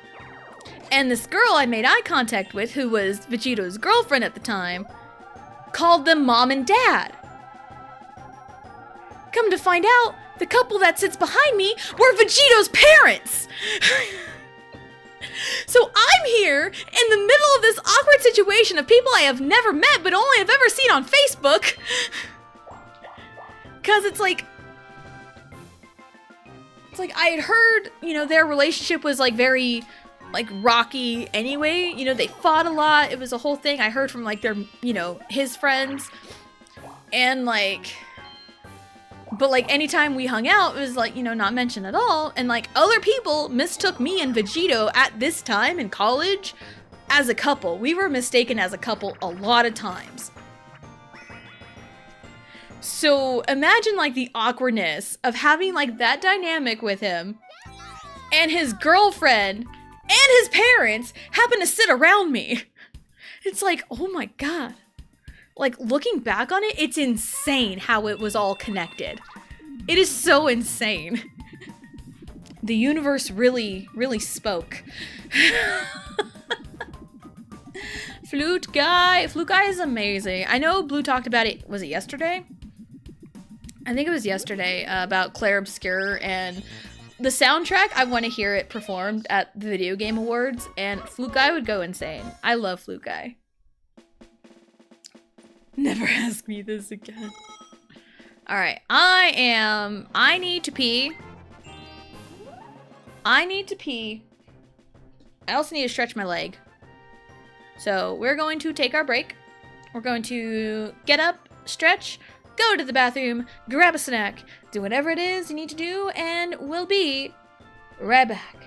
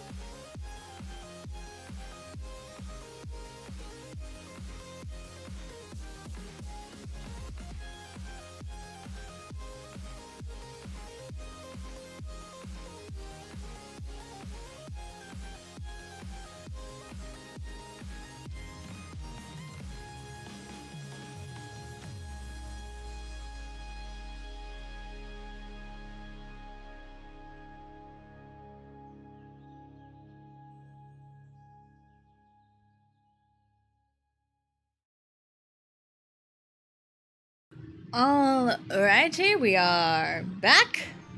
We went from Daisy to Peach. Peach ain't even on this board yet. She ain't even here. She doesn't even go here. No, Daisy doesn't even go here. I'm a mess, mess, mess, mess, mess, mess, mess. I'm a mess in distress, but we're still the best. Dress fearless, say yes. We don't dress to impress. Hey. Is that a problem with one of my fingernails? I had to clip it. But hey, alright. I don't know what's happening right now, which is much less my life all the time.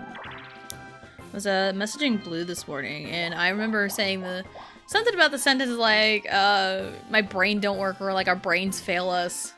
And I said like, even when like my brain fails me even when it's not running on fumes, and my brain has been running on fumes for like the last like 3 weeks. Stressful times. It's fine. It's fine. Don't worry about it.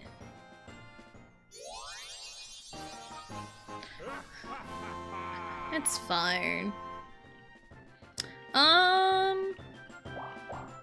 But yeah, this weekend, Monday is, Vegeta's birthday. I want to do something, you know? I don't want to just, like, ignore it, because I'm like, your birthday is important. Because you're another year older.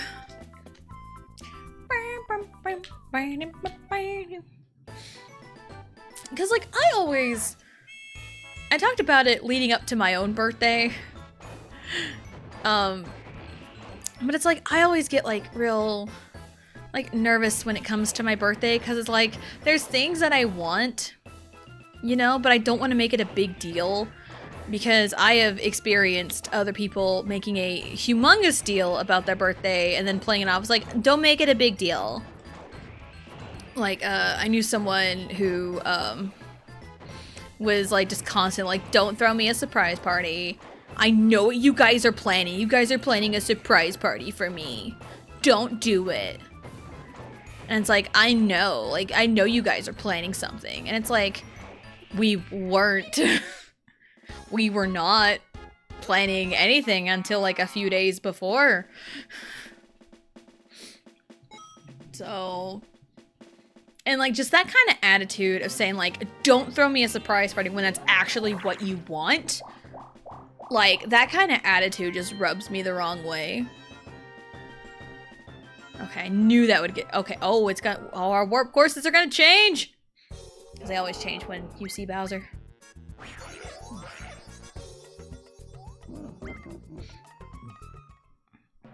Because Happening Spaces just put everyone back to start. Actually seeing Bowser changes the warp course. Warp course 2. Again, I don't know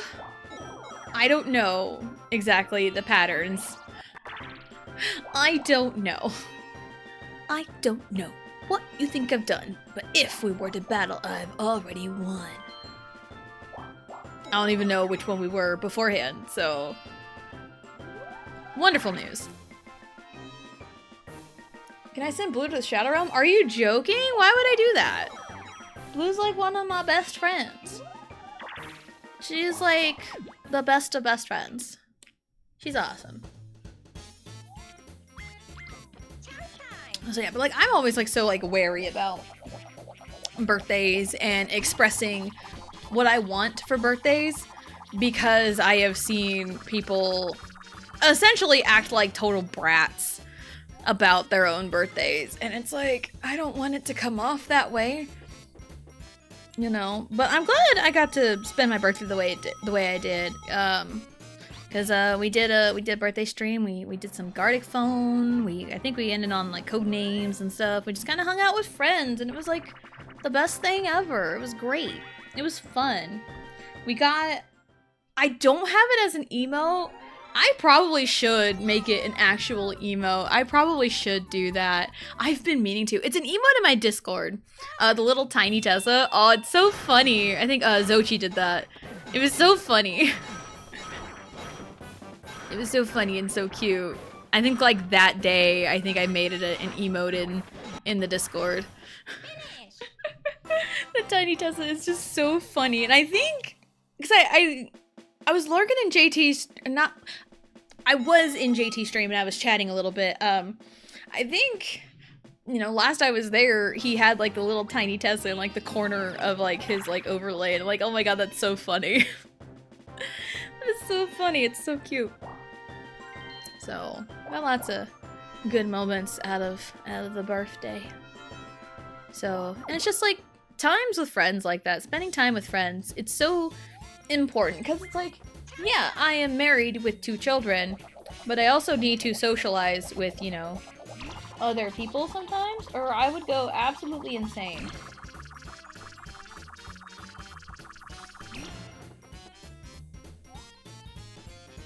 I had a problem with one of my nails. I had to focus. So that's why I always like, hey, when I tell my husband, like, hey, if you have a chance to go hang out with friends, I will push you out the door. I will push you out the door and I will make you go hang out with friends, dang it. Mario's like, hey, you take the lead. I don't know where this goes. You do it. Fine. I'll take the lead. I'll take point.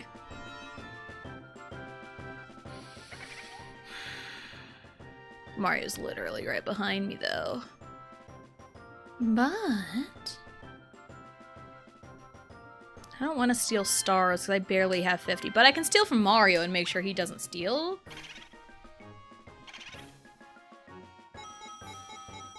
Okay, good. Ooh! Nice! If I had more money than I did, I probably would have stolen a star, but I think right now with Mario literally right behind me, with him literally right behind me, I'd probably rather just steal his money. This way? Again, I don't know where I'm going. You think with this being one of my favorite boards, I would know where all the courses go? I don't. Okay. He's probably going to gamble. He's going gambling. Fail. I hope you fail, Wario. Apple bottom jeans, boots with the fur. The whole club was looking at her. Damn it! My incantation doesn't work anymore.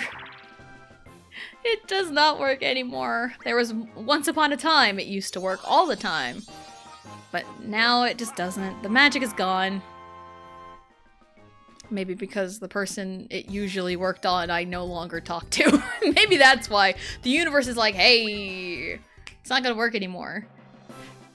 Because there was a curse put upon the incantation. You know, apple bottom jeans, boots with the fur. The whole club was looking at her. She hit the floor. She hit the floor. Next thing you know, Shawty got low, low, low, low, low, low, low. Them baggy sweatpants and the Reeboks with the strap. With the strap. She turned around and gave that big booty a smack. Ayy. She hit the floor. She hit the floor. Next thing you know, Shawty got low, low, low, low, low. I heard this song plenty of times, middle school and high school. So I want to say that song came out in 2007? Because I heard it in middle school dances, and I was in middle school from 2007 to 2009. You know, 07, 08, and then 08, 09. That was when I was in middle school, 7th and 8th grade. And I remember that song playing a bunch. I want to say it was 07. Which, if I'm correct, I'm old. And it's so funny to me, seeing the trend of like, oh, what was the #1 song? The year you were born, and you hear low. I'm like, oh dear God. Like, oh dear God. I'm so old. I mean, I'm 30. But you got people on the internet that are like, 2007 turns 18 this year. By the way, I should know. I have a niece who was born in 2007 and she turns 18 this year. Which is scary enough. My 2 oldest nieces on my side of the family are seniors in high school. That's crazy. Again, I feel so old. And this niece that turns 18, she was the first baby I ever held. Crazy. So crazy how time just gets away from you. And it's so, like, funny in a more ironic way that I never really had any experiences with babies until, like, I had my own.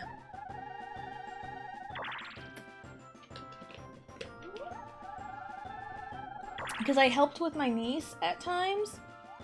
My husband's sister's kid, the one that's 6 months older than Allie. I helped with her when she was a baby, and she was really the only, like, she was really the first baby I ever, like, really, like, got to experience and be around for a fair bit of it. Which is so strange. Because you'd think, I had plenty of nieces and nephews before, but never really got any time because my brother hardly ever visited with the kids. You know, never let me interact with them hardly. And my other brother lived really far away, so I couldn't with his kids. He would have 100%, you know, let me experience it. Because, I mean, the Christmas when his son was born, because he was about a couple months old. He was born in October, so his birthday's coming up too. He was about 2 months old by Christmas, and, you know, I kind of helped out a little bit when they were over. But that was really it for, like, that until, you know, having my own kid. And it's like, I feel awkward with, like, babies and young kids that are not my own because I'm the youngest. I never really had anyone younger than me. So, yeah. I don't even know where I was. It's fine.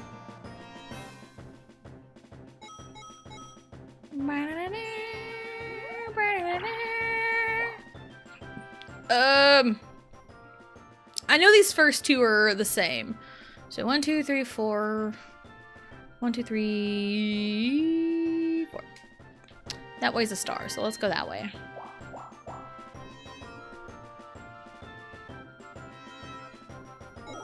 Alright.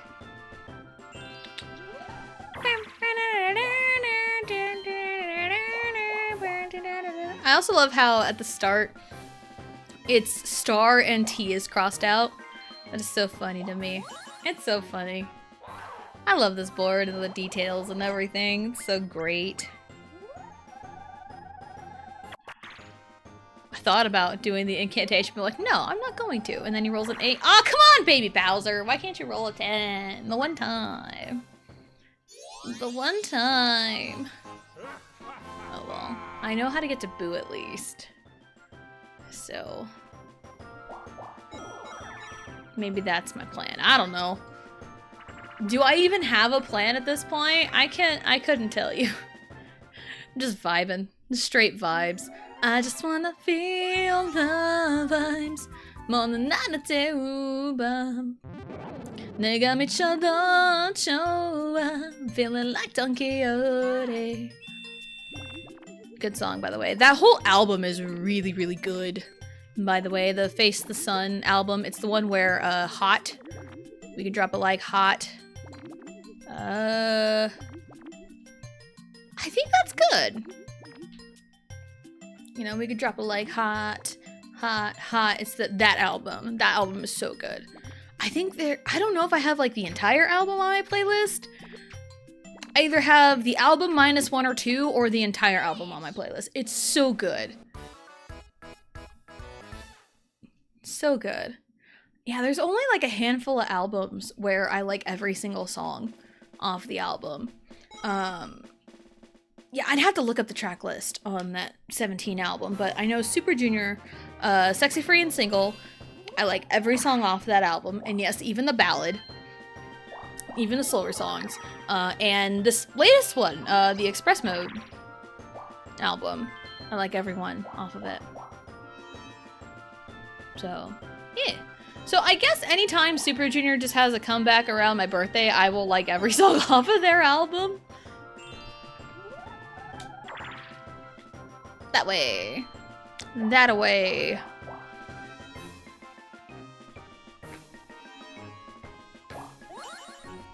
Hello. How we doing?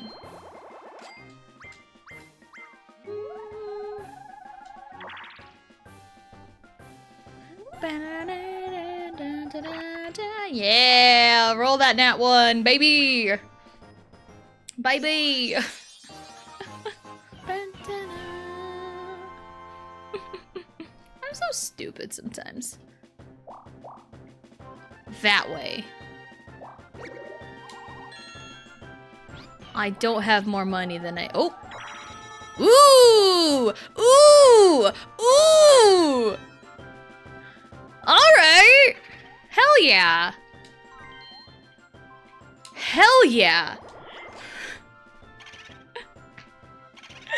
God, that plus block came in clutch! Holy shit! Alright, I'll take it. I will take it.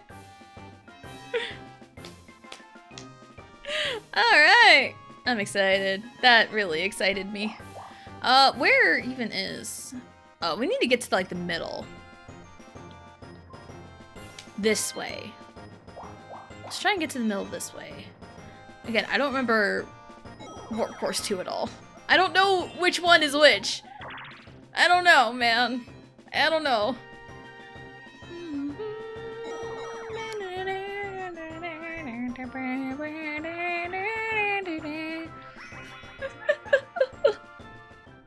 I am so silly. But it's fine. Let's go! Okay, time to music.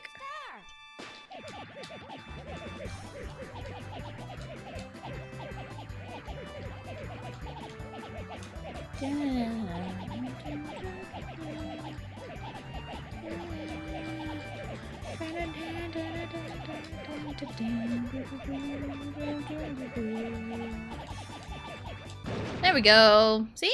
Time it to the music. I am such a music-oriented person.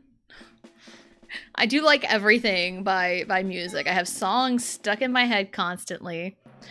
Music always inspires me when it comes to like creative works, like art or, you know, writing. Because some of my favorite works have like songs attached to them. Or like I use music as like the muse, if you will. Like there's a couple songs that kind of fit for my current fan fiction I'm working on. Kind of fits in that realm. Ooh. So, and I feel like if I were to tell you what these songs are, it would maybe give away the tone the tone of the story. I don't want to quite do that. Because then it'd be spoilers. I don't want you to be preemptively happy or angry or sad. I don't want you to preemptively be those things. Mario found Bowser. You found Bowser. We're changing the warp course again. Yep, Bowser just takes the star from you. Straight up. Because I remember seeing back then, and it always bugged me. Warp Course 1. Okay. It bugged me because if anyone knows like the Runaway guys, the first Let's Play was Mario Party 1. That was where they started. That is the origin. And I remember Chugga Conroy had made a comment saying I think at Bowser's Magma Mountain, he said, "This is the only board Bowser takes stars in." Lies. I wouldn't say lies. I just think it was wrong information. Just wrong information because Bowser defaults to stealing stars in Eternal Star. Like, if you have 0 stars and you see Bowser, I think he takes like 20 coins, but if you see him and you have a star, he will take the star just outright. So both Eternal Star and Magma Mountain, he can take stars. But in Magma Mountain, it's either coins or stars. You roll the dice to determine what he takes. So, there you go. So I vividly remember that. So, but it's been a long time since I had, like, watched those early day TRG Let's Plays. It's been a long time. Because sometimes I go back. Oh, I hit both buttons at the same time. Sometimes I go back and watch some stuff. I mean, watching, you know, the TRG, the playlist of Chugga playing Banjo-Kazooie for the first time, that's kind of what inspired me to play Tooie, honestly, to do, you know, Banjo-Kazooie and then immediately go into Tooie. Because they, because I think I was in the middle of watching Kazooie and then they had announced, oh, we're gonna do Banjo-Tooie. It's like, oh, that's cool. So yeah. I might watch that and see how Chugga Conroy's first playthrough of Tooie, how it compares to my first playthrough. Because I feel like, oh, I seen a clip of someone's first playthrough of Tooie, just a small clip of their reaction to Bottles in the beginning, and I'm like, I'm glad I'm not the only one who was like, what? When Bottles dies? Oh, crazy work. Crazy work. So, I just need to find some content to watch. Because sometimes I'm just, like, bored, and, like, short-form content, like, it works if I'm just kind of sitting bored, not really doing much, or if I'm just, like, killing time. Like, it's fine in, like, that instance, but it's not sustainable long-term for me, personally. You know? But, like, I like to put on, like, long-form content, like a YouTube video, or like a stream up if I'm, like, working on something and just have background noise. Then I can kind of, like, tune in occasionally, or if, like, I miss some information, back it up on, like, the YouTube video.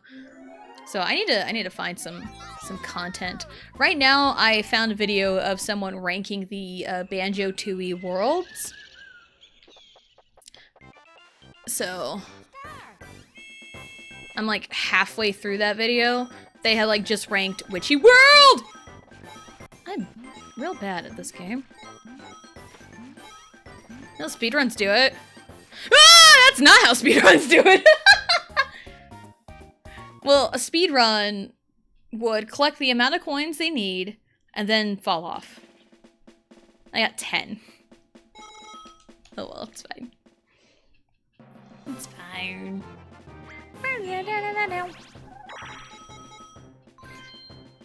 So yeah, I need to find some content to watch. Because, like, I'll just kind of look through my YouTube recommended and see if anything pops up, and I'll watch it, like the ranking of the Banjo-Tooie worlds. And it's like, I remember saying this at the end of Tooie, I enjoyed it. There were a couple spots where I just absolutely raged. But there was enough about the game that I liked that it didn't get in the way of it. And thank you for the Hydrate Goblin. Thank you, thank you.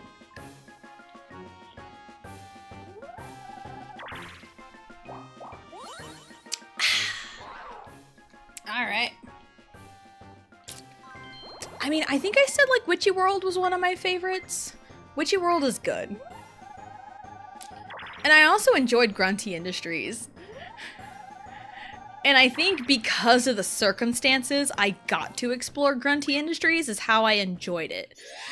Because I didn't have to really backtrack near as much as some of the other worlds, or backtrack as much as I could have if I gone into, Of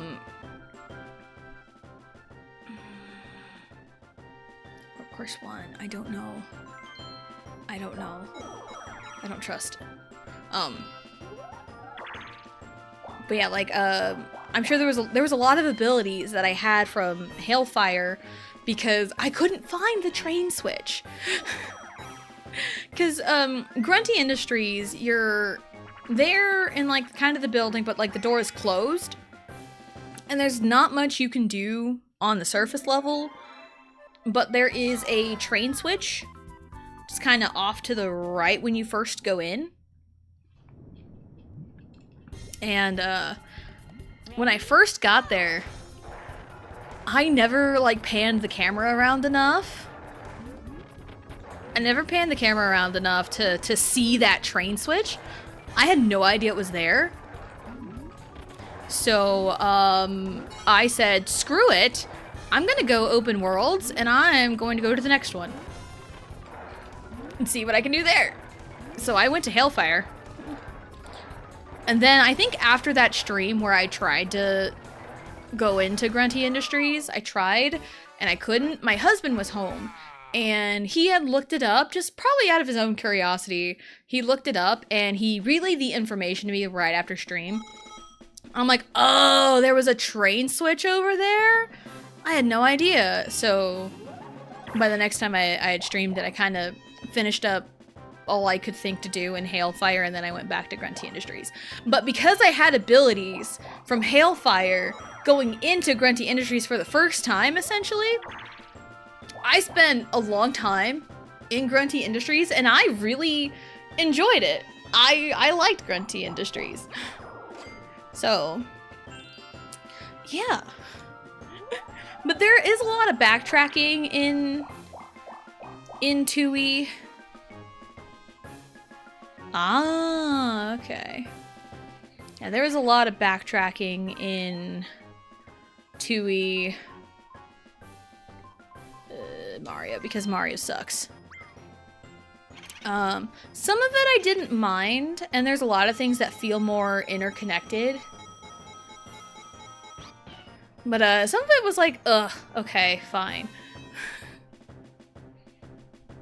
But yeah, there's a lot of things I didn't quite mind. But just the Hailfire and Grunty Industries, just those two were like, it could have been a lot worse. I hated Hailfire. I hated it. Because when I first got into the level, and I looked at like the list of Jiggies after, you know, because that's usually what I did. I would do as much as I could in the world, or as much as I thought I could in a world. I feel like I've exhausted all my options. I feel like I did most everything. I'm ready to move on to the next one. And when I do that, I will look back at like the list of Jiggies and collectibles to see like what I missed. At what point do I need to backtrack for it? Because I knew there was backtracking. So that's kind of the reason why I did that. And sometimes I miss a Jiggy or so that I could have 100% gotten on the first visit. That happened constantly. So when I looked back at Hailfire, the first thing it recommends to do is go defeat the dragons. And it's like, I wish I knew that. I wish I knew what to do to get up there, because I was constantly pelted with fireballs and ice balls on either the fire or ice side, and I hated it. I absolutely hated it. And I know you needed the suction shoes from Grunty Industries to get to the ice dragon. So without that, I couldn't really do much against the ice side. So for a while I hated it. Like, I love the concept. I like the concept of ice and fire together, because Melty Molten, you know, like those galaxies and the Galaxy games were really, really good, and I loved those places. It's really good, but like the execution for the dragons just constantly shooting at you was rough, and I greatly disliked that.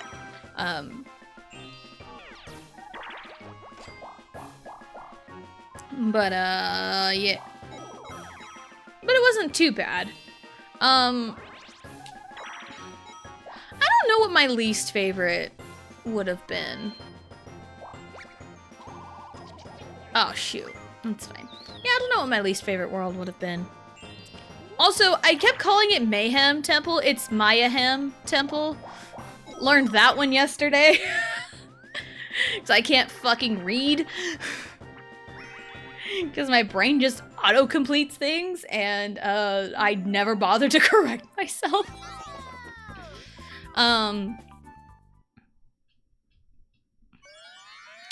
But the two like major rage points of the game. I'll set up the screen. I'm open. Oh, you're right there anyway. Okay. Yeah, the two major rage points were the anglerfish boss in Jolly Roger's Lagoon. Like Woo Fok Fok, I think was his name, and I made fun of him, and then I paid the price. I raged extremely hard, and the Doom section in Grunty Industries. But that one was salvageable because I accidentally completed it off stream. I think a lot of the Doom section of, you know, in Grunty Industries where you're like shooting off like the things in front of the vents. I think a lot of that I was on a time crunch, so I needed to like pick up my child. I needed to pick up both children from school because like school had like just started for both of them. So it's like I was on a time crunch, I was getting frustrated and nervous and all of the above. But then picked up both children, came back, and I'm like, I wonder. And I just kind of ran through it, and I did it. But like I quickly made a save state as soon as I completed it. So it's like, there's my compensation. And plus, I probably would have spent a long time on it anyway. So... But those are my only 2 points of rage. I mean, I really only had 1 point of rage in Kazooie, in you know, Banjo-Kazooie, and that was Grunty, the final boss. I hated that boss fight. I absolutely hated the boss fight in Banjo-Kazooie. The final boss, I hated it. I hated that fight. It was awful. Like, I got so mad. I got so mad the first time I did it. Much less on stream. I got so mad. But the final boss in Tooie, I honestly liked better. I liked better. I think both quizzes were pretty equal in how much I enjoyed them. I liked the Furnace Fun board game Mario Party type thing. I loved that one. I also liked the quiz show type thing with Grunty's sister that she just kills. That she just kills. That way, I think.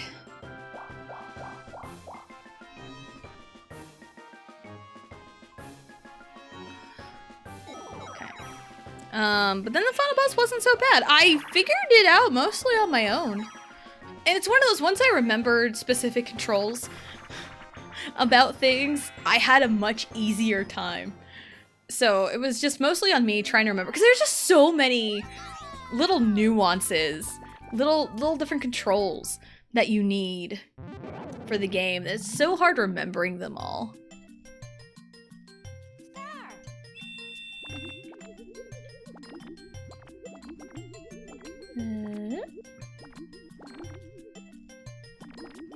Boop. Ta-da!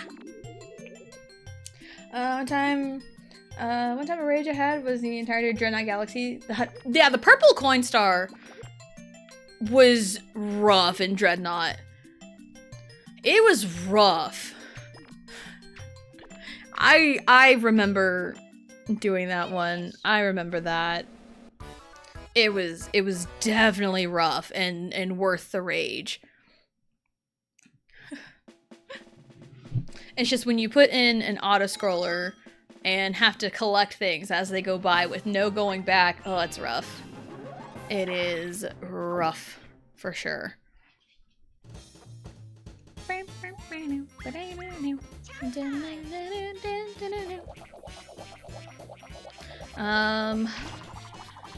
think... I don't remember if I particularly raged real hard in Galaxy 1. There were some difficult moments, like the purple coin star in Dreadnought. That one was rough. I think there were some other rough times, but like not full-on rage. Galaxy 2, however, brought out the worst in me. It really brought out the worst in me. That's why we don't talk about Galaxy 2. I know a lot of people highly praise Galaxy 2. My husband likes Galaxy 2 better than 1, and that's his opinion, you know? That's his opinion. I see where he's coming from. I do see the good sides of Galaxy 2 as well. But from personal experience, God, Galaxy 2 was rough. So, that's another reason why I was so nervous when it came to playing Tooie, because the sources I had seen from people that have played Kazooie and Tooie have enjoyed Tooie.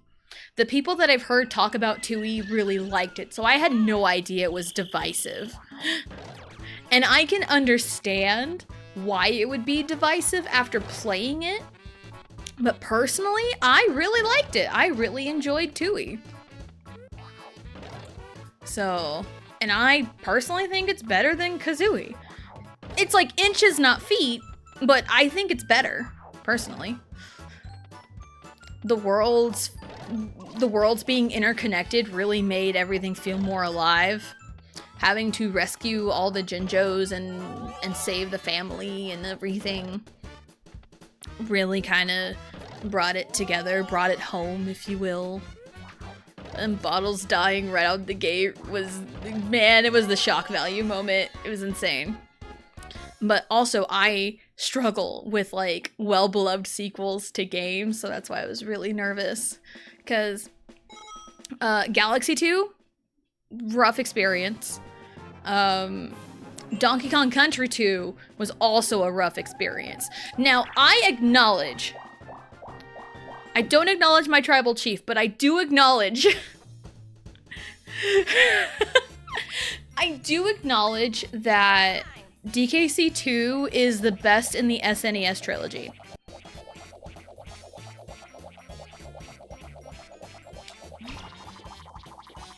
One, two, three, 1, 2. Okay, give me a star. Yeah, I do acknowledge DKC 2 is the best in the original trilogy. I acknowledge that.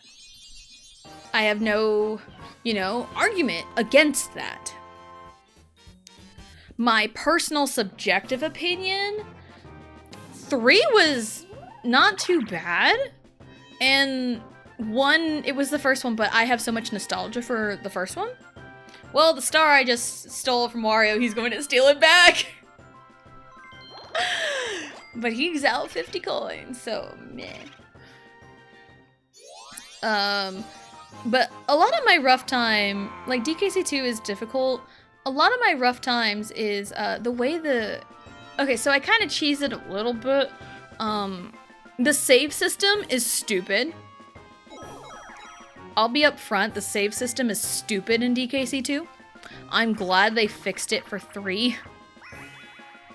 Because saves were free, there was no currency in DKC 1.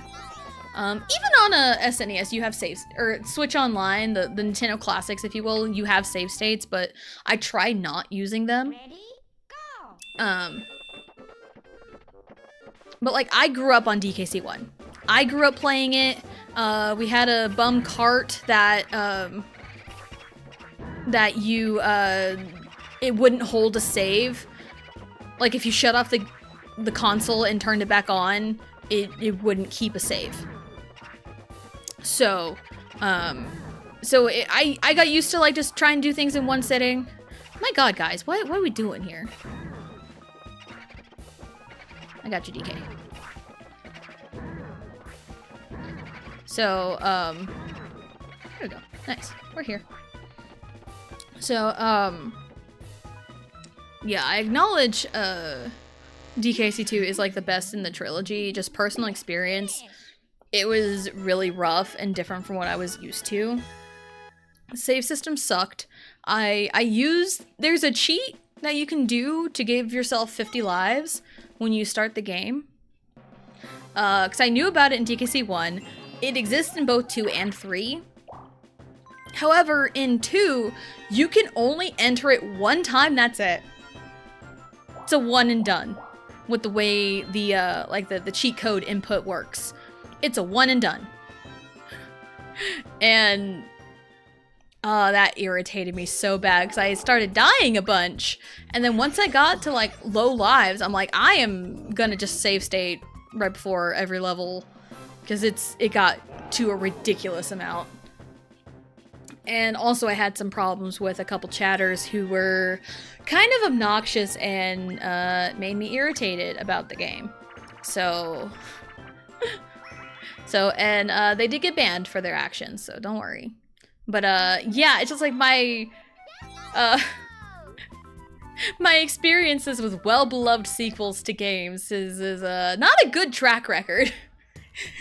1 for 3. I don't know if you can really count Banjo-Tooie as a well-beloved, considering it is divisive among, you know, Banjo-Kazooie fans.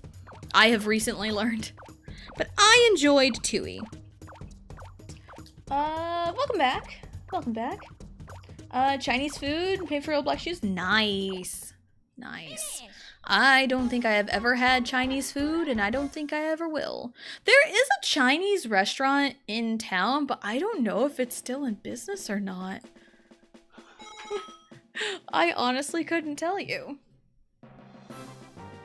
Alright. Really need to think about going zoom here, because it's 3 o'clock and we have 8 turns left. I think we can do it. We can do it. I'd be cutting it close though, because I need to be done by 3:45 at least.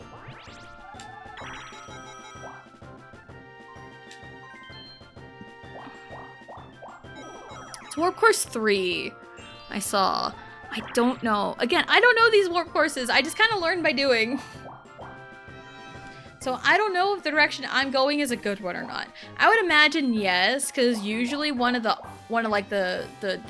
offshoots usually take you to Bowser or Boo. So I think I'm okay. Maybe? I don't know. It's fine. Yeah, and like whenever it comes to like school pickup and drop off, pickup is worse, honestly, because like drop off, parents show up at different times, and if you show up early enough, there's hardly anyone there. So when I drop off, shit, I did it again. When I drop off like Allie, there's hardly anyone there.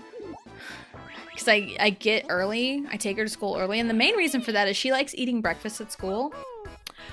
Our wallet suffers for that, but she does like eating breakfast at school, and it's like, if we're able to, you know, pay for her to eat breakfast at school, we'll do it, you know?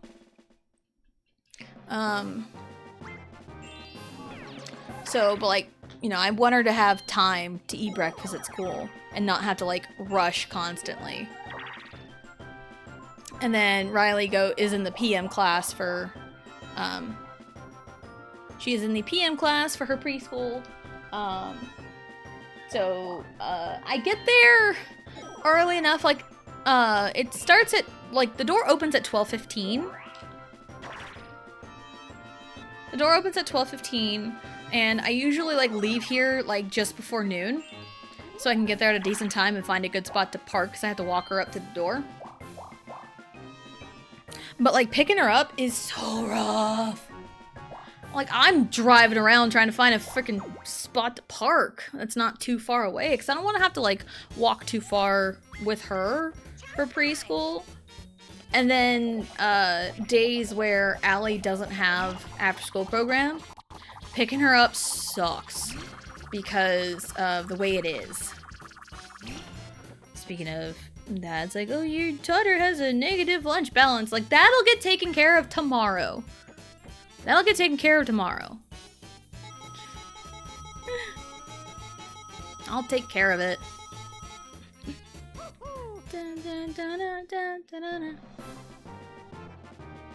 Because I'm not used to having to pay for lunches.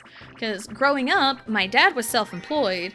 And if you're self-employed, you get real good at finding loopholes. just letting you know, if you were self-employed, you get really good at finding loopholes. Because my dad could, on paper, make his income less than it actually was. Oh shit.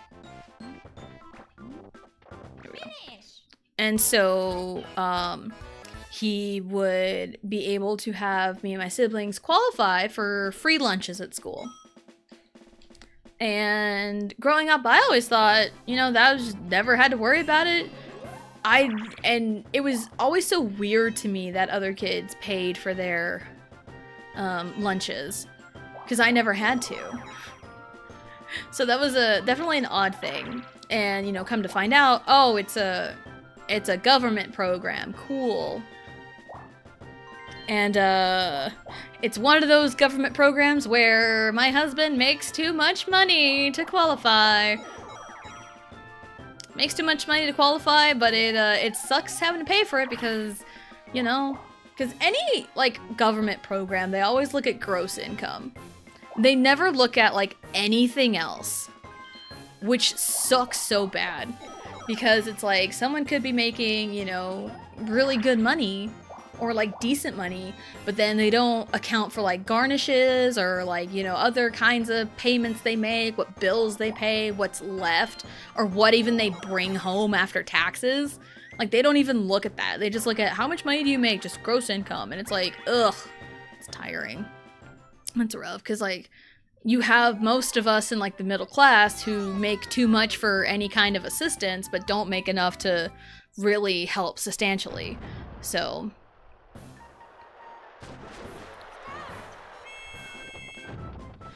that's like one thing that I wish the government would pay for, is free school lunches for the kids, for everyone. Doesn't matter. Doesn't matter who. I feel like they have the money. They have the money. They just won't. Where am I going? What are we doing? I don't like to rant about anything like government or politics wise, but like that's kind of an everyday person type rant. It's like, I really wish the government, like, if there's anything I want the government to pay for, it's school lunches. Like, they wouldn't have to take care of anything else. They could just pay for school lunches for the kids. That's it. But, yeah. Okay, I'm here now. I'm going everywhere. We're going everywhere. I've been everywhere, man. I've been everywhere.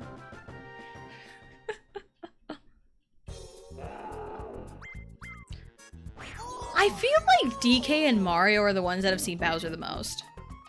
Hello, Pesky! Hello, hello! Welcome in! Hope you're having a good day! Yay! Free lunches for everyone, and lunch every day will be pizza day! I remember I was in 4th grade, and I was in 4th grade in 2004, so it was a presidential election year.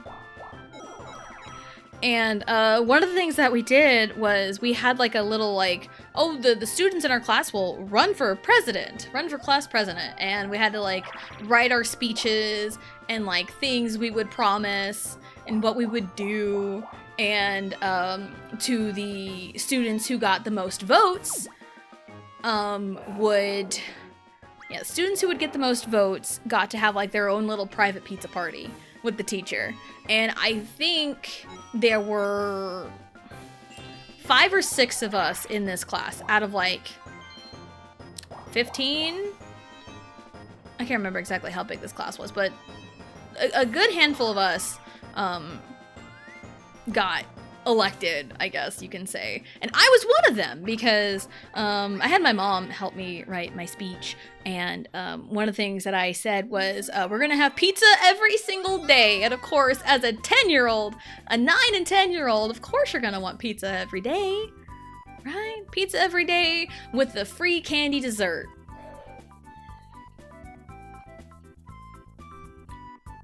Even as an adult, you have me sold. I'll vote for you in a heartbeat. I vote for Tessa, thank you. I don't remember anything else, but I think that was one of the things that I said.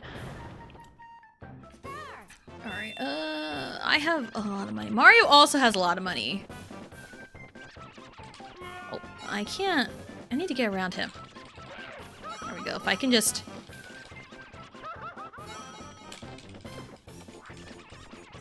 No!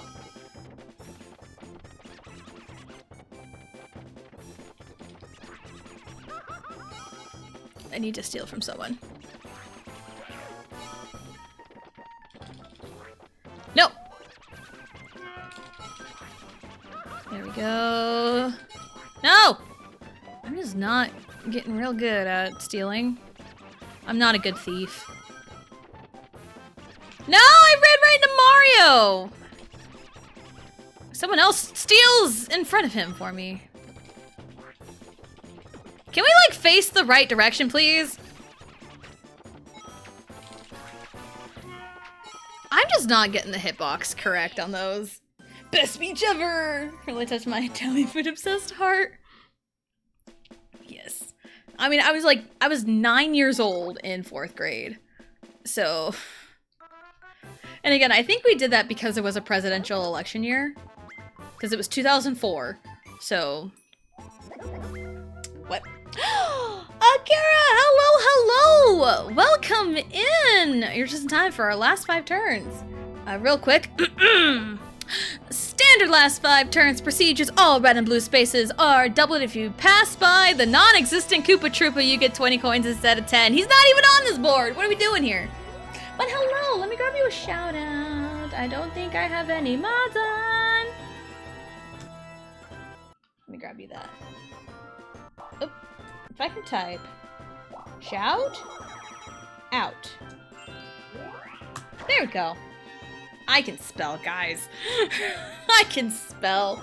But hello, and hello, Raiders. Welcome in. My name is Tessa Jane.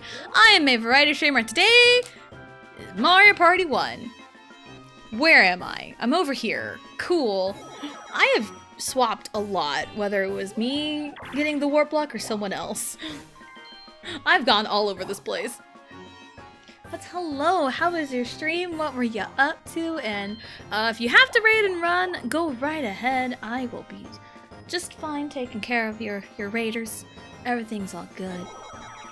Yeah, how was your stream? Eternal Stars a headache with all the warping. It's fun though. Because this is usually a board where I have to pay attention, but I just shut off my brain.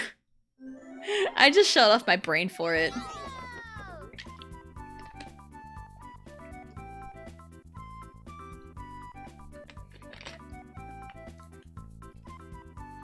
Thank you for the hydrant and the posture check.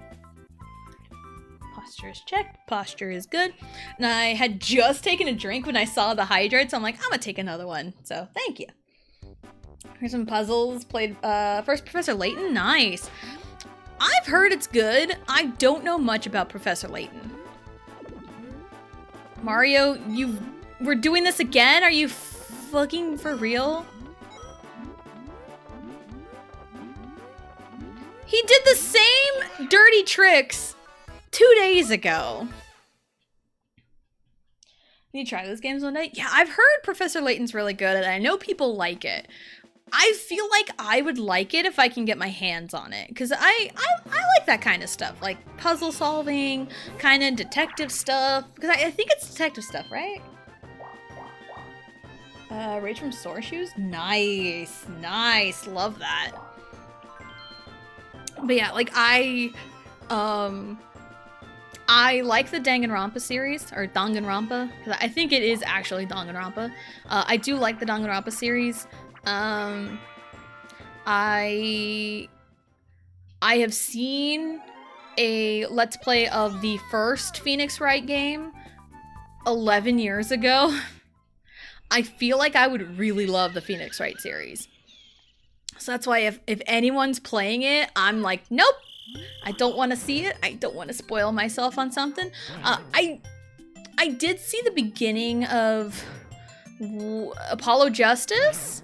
I saw the beginnings of it and I was hooked, but they stopped because they were only doing like a certain thing because I think they were sponsored. It was a sponsored section.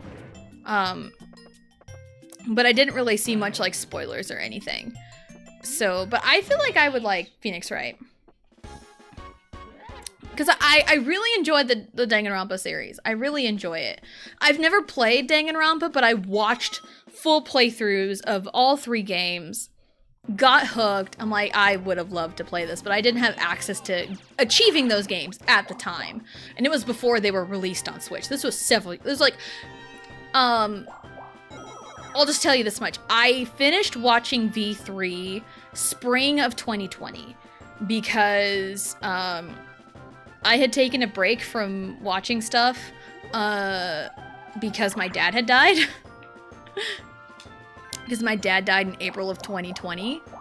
So I kind of took a break from all that, and then I got back into it. And I will say, how one of the victims died in V3 was essentially the exact same way my dad died. So it was like, that's chilling. I'm glad I waited to watch this until then. It was rough. It was rough, because, my dad died in a single vehicle wreck. So he was driving by himself.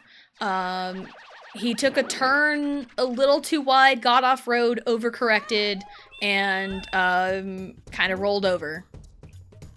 So it was one of those things. But he was also in his work van, and it tipped forward. That was how it rolled over. It tipped forward. So the tools he had in the back of the van fell forward and hit the back of his head. And I think that's what did it. I think that's what we were told. Or my brother figured that out, and that's what he told me. So, sorry for the little TMI there, but that is how one of the victims dies in V3. I'm not going to tell you who, because I'm not about spoiling, even though the Danganronpa community absolutely doesn't know what a spoiler is. But yeah, that was one of those, I'm glad I waited, because one of the victims died the exact same way, and it's like, ugh. Would have been a little too fresh. Let's see. Generally a chill game. Most of the time you're solving puzzles and exploring around the world looking for puzzles to solve. Solving the case. I think I would like it. I think I would really like it. Danganronpa and Phoenix Wright are certified bangers. Highly recommend both of them. Yeah. For sure. And also, the Danganronpa 2 getting remade, insanity. And like the only thing I've said on it is, out of the 3, Trigger Happy Haptic, Super Danganronpa 2, Goodbye Despair, and then Killing Harmony, Danganronpa 1, 2, and V3. Out of those 3, 2 is definitely the easiest one to come up with, like, different victims and black-ins and stuff. So that is definitely the easiest one. Without saying why, I'm not gonna tell you why that is. You have to play the game first. But yeah, I'm excited, because I will tell you, Nagito is one of my favorite characters in the entire franchise. Nagito, I love Kokichi from V3. He's such a little shit. I love him so much. Some of my favorite characters come from V3 specifically. Wow!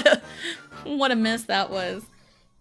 But yeah, my favorite characters come from V3. I love Kaito, I love Kokichi, I love Shuichi.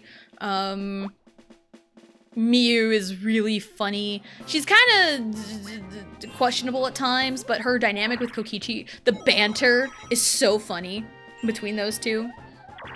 2, I like Nagito from 2.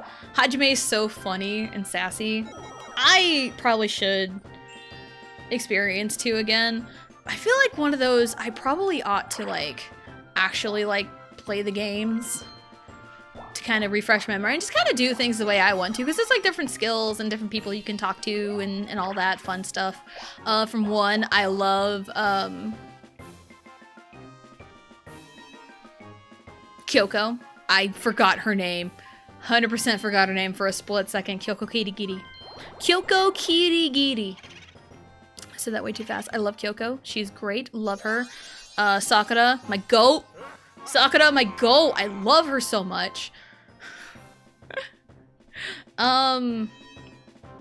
Mondo is pretty cool. Chihiro is also pretty cool. Makoto, original pro tag.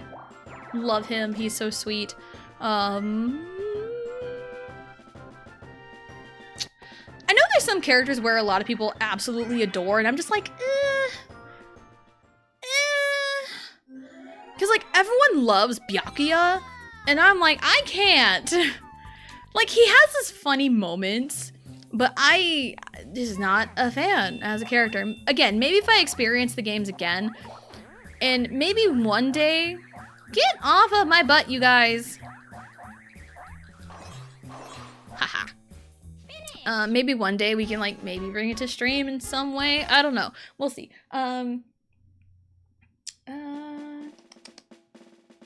Yep. Tier 2 next year on Switch, though. Yes. Kokichi's me every day. Yeah, I love Kokichi. Absolutely love Kokichi. Like, top character, whole series. Love him. I love him so much. And he gets shit on for the dumbest of reasons. I'm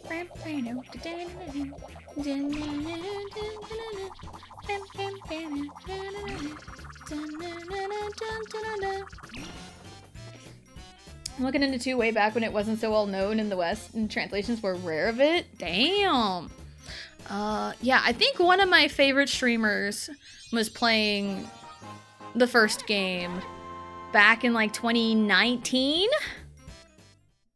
I think back in 2019 they started streaming the first game, and that's how I kind of got into it.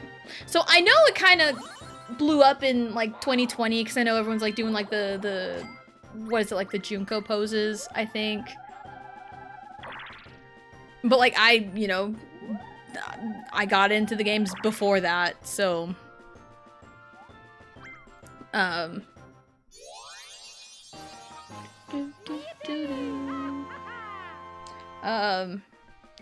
so I think that's how I got into it. I just kind of branched off from there.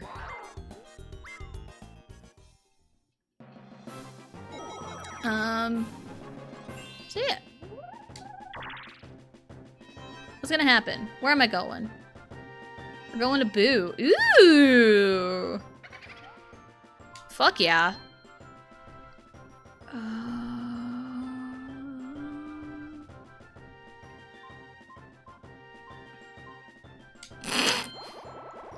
I want to make him suffer.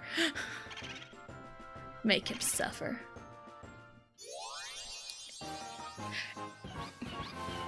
Make him suffer. Sakura is awesome. Yes, love her. Hey, Byakuya, I do like one thing about him, his reaction of being called ass-face in the anime. Now, here's also the- I've only seen clips of the anime. I never actually sat down to watch the anime. Never actually sat down to watch it. And I've heard the anime, at least Danganronpa 3, a lot of people love it.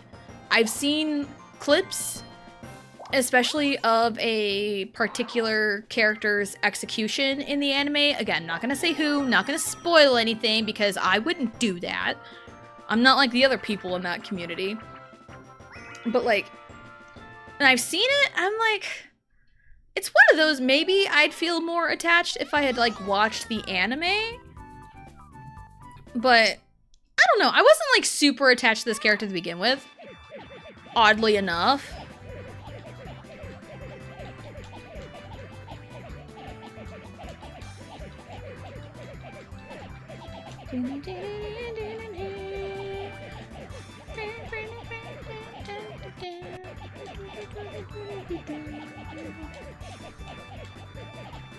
Again, I mainly zone out and go quiet because I'm listening to the music, because I time my button presses to the beat of the music. So that's why I go quiet for that particular minigame. Also, if it was a lot closer, I would have just stolen coins from DK. If it was closer and sealed the coin star, but I think he's got it by 1 coin. Because I had 148, he had 149, but it doesn't matter, honestly. I'm ahead by 4 stars. And I have the minigame star anyway, so it's fine. Very sped up version of the first game, like 3 hours of investigation trial crammed into 1 episode. Yeah, I know the general like gist of like the anime, and I know it kind of goes into like 2, and then Danganronpa 3, the anime, kind of expands on the story and the lore. But like, I've never seen it. I've heard, good things about it, but I never really had the want or desire to sit down and watch it because like I have the gist of the entire lore anyway. So I kind of know what happened. So yeah. I don't have the need to watch the Danganronpa anime. I don't have the need to do that. But yeah, maybe I should like acquire the games and play them at some point on stream, mostly to like show off the story and give more of my thoughts without spoilers. Or without worrying about spoilers. I've always wanted my husband to experience Danganronpa, but like I've explained it to him before and he says it's not his kind of game, which I totally understand. I just kind of want him to like experience it. Oh, he had 154 at one point. Okay. I mean, even then, if it was a lot closer, if we were closer in stars, I would have just stolen coins from him, but I didn't need to. 310. I had 2 of those. Mario had 3 of those. Lots of one-player. That's probably why, another reason why it took so long, was a lot of one-player games. Lots of chance times. 15 chance times out of 50 turns. Nice. Mushrooms. Everyone had a Bowser. And everyone had a Bowser. The end. Maybe that could be our raid message. Everyone had a Bowser. No! My money! I am going to snooze ads because we will be done. I need to... I mean, I have 20 minutes to pick up my child, but I mean, we're pretty much done here. Now, we're done with Mario Party 1, because I kind of went through all the boards in Mario Party 1, because I wanted to, and I hadn't really sat down to play Mario Party 1 in a while. And I'd played all the boards in 2, like, a month beforehand. So I've played through 2, I've played through 1 again. I played 3 literally all of the time. I mean, it's been 4 weeks, because it's 8 boards. I started 2 boards a week, 4 weeks, so it's been a minute. Maybe we could go back to like 3 and do like an all boards of 3. I don't know. We'll see. We'll see. We'll figure it out. Have you ever had a Bowser? The answer is within yourself. Yeah, maybe we can make that our raid message. Because I believe she is live. Because she said she was going to stream early. Yep, there she is. She's playing Pokemon. We're gonna go raid Royal Blue. She's one of my mods and one of my best friends. She's doing, like a bird keeper run. Because I want to say she was inspired by me when I did my ice type run in Scarlet and Violet earlier this year, like January. So she's doing like an all flying type run, like all bird run. So, Bowser is in me? That's what a sentence. So we're gonna go raid Blue with the raid message, everyone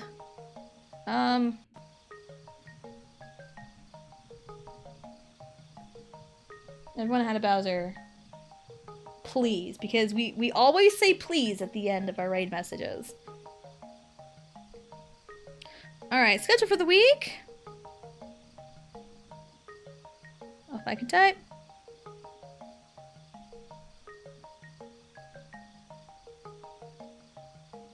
There we go. Okay. Everyone had a Bowser, please, is a raid message. Schedule for the week. Tomorrow is Friday. I did say yesterday I wanted to pop into Mario Strikers Charged. Because, playing a little Mario Strikers yesterday, GameCube, because it's on the GameCube Classics on the Switch too. I was having fun with it, but like I kept comparing it to Charged, and it's like my muscle memory always fails me, and it is different. So I'm thinking let's start from like a clean file, because I have the ability to do that. So I'm gonna dig up the game, and we're gonna play Strikers Charge tomorrow. Mario and Luigi Bowser's Inside Pesky Story! Wow! What a book title. That's it. That's it. That's good. It's bestseller. New York Times best-selling book. But yeah, we're gonna do Mario Strikers Charge tomorrow. I'm hyped because I haven't played Charged in a long time. I've never been able to unlock everything though, because I know it would get so difficult for me, but it's just so fun. I haven't played in a while, so we'll probably do that. And then Monday, Xenoblade Chronicles X, probably do some Infinity missions, still working towards getting the Ares 90. Like off stream on my own time, still working on it. And Tuesday, we'll see what Mario Party we come up with. You know, it'll be just kind of vibes. We'll just vibe with whatever Mario Party. And then we'll see how Charged goes. And maybe we'll keep going with it. Maybe I'll move on to something else. We're just kind of going off of vibes here lately. So, yeah, that'll be it. We're going to grade Royal Blue. So, yeah. Mondays are, remember, raid message. Everyone had a Bowser, please. It's a raid message. If you are subbed to me, you can use my emotes. If you are not subbed to me, you can use whatever emotes you want. And, that's it. Thank you, everyone. Oh, Mondays are Xenoblade Chronicles X. Tuesdays and Thursdays are some kind of Mario Party. And Wednesdays and Fridays, Mario Strikers Charged, or whatever I come up with. So thank you, everyone, for coming out and hanging out. And we will see you next time.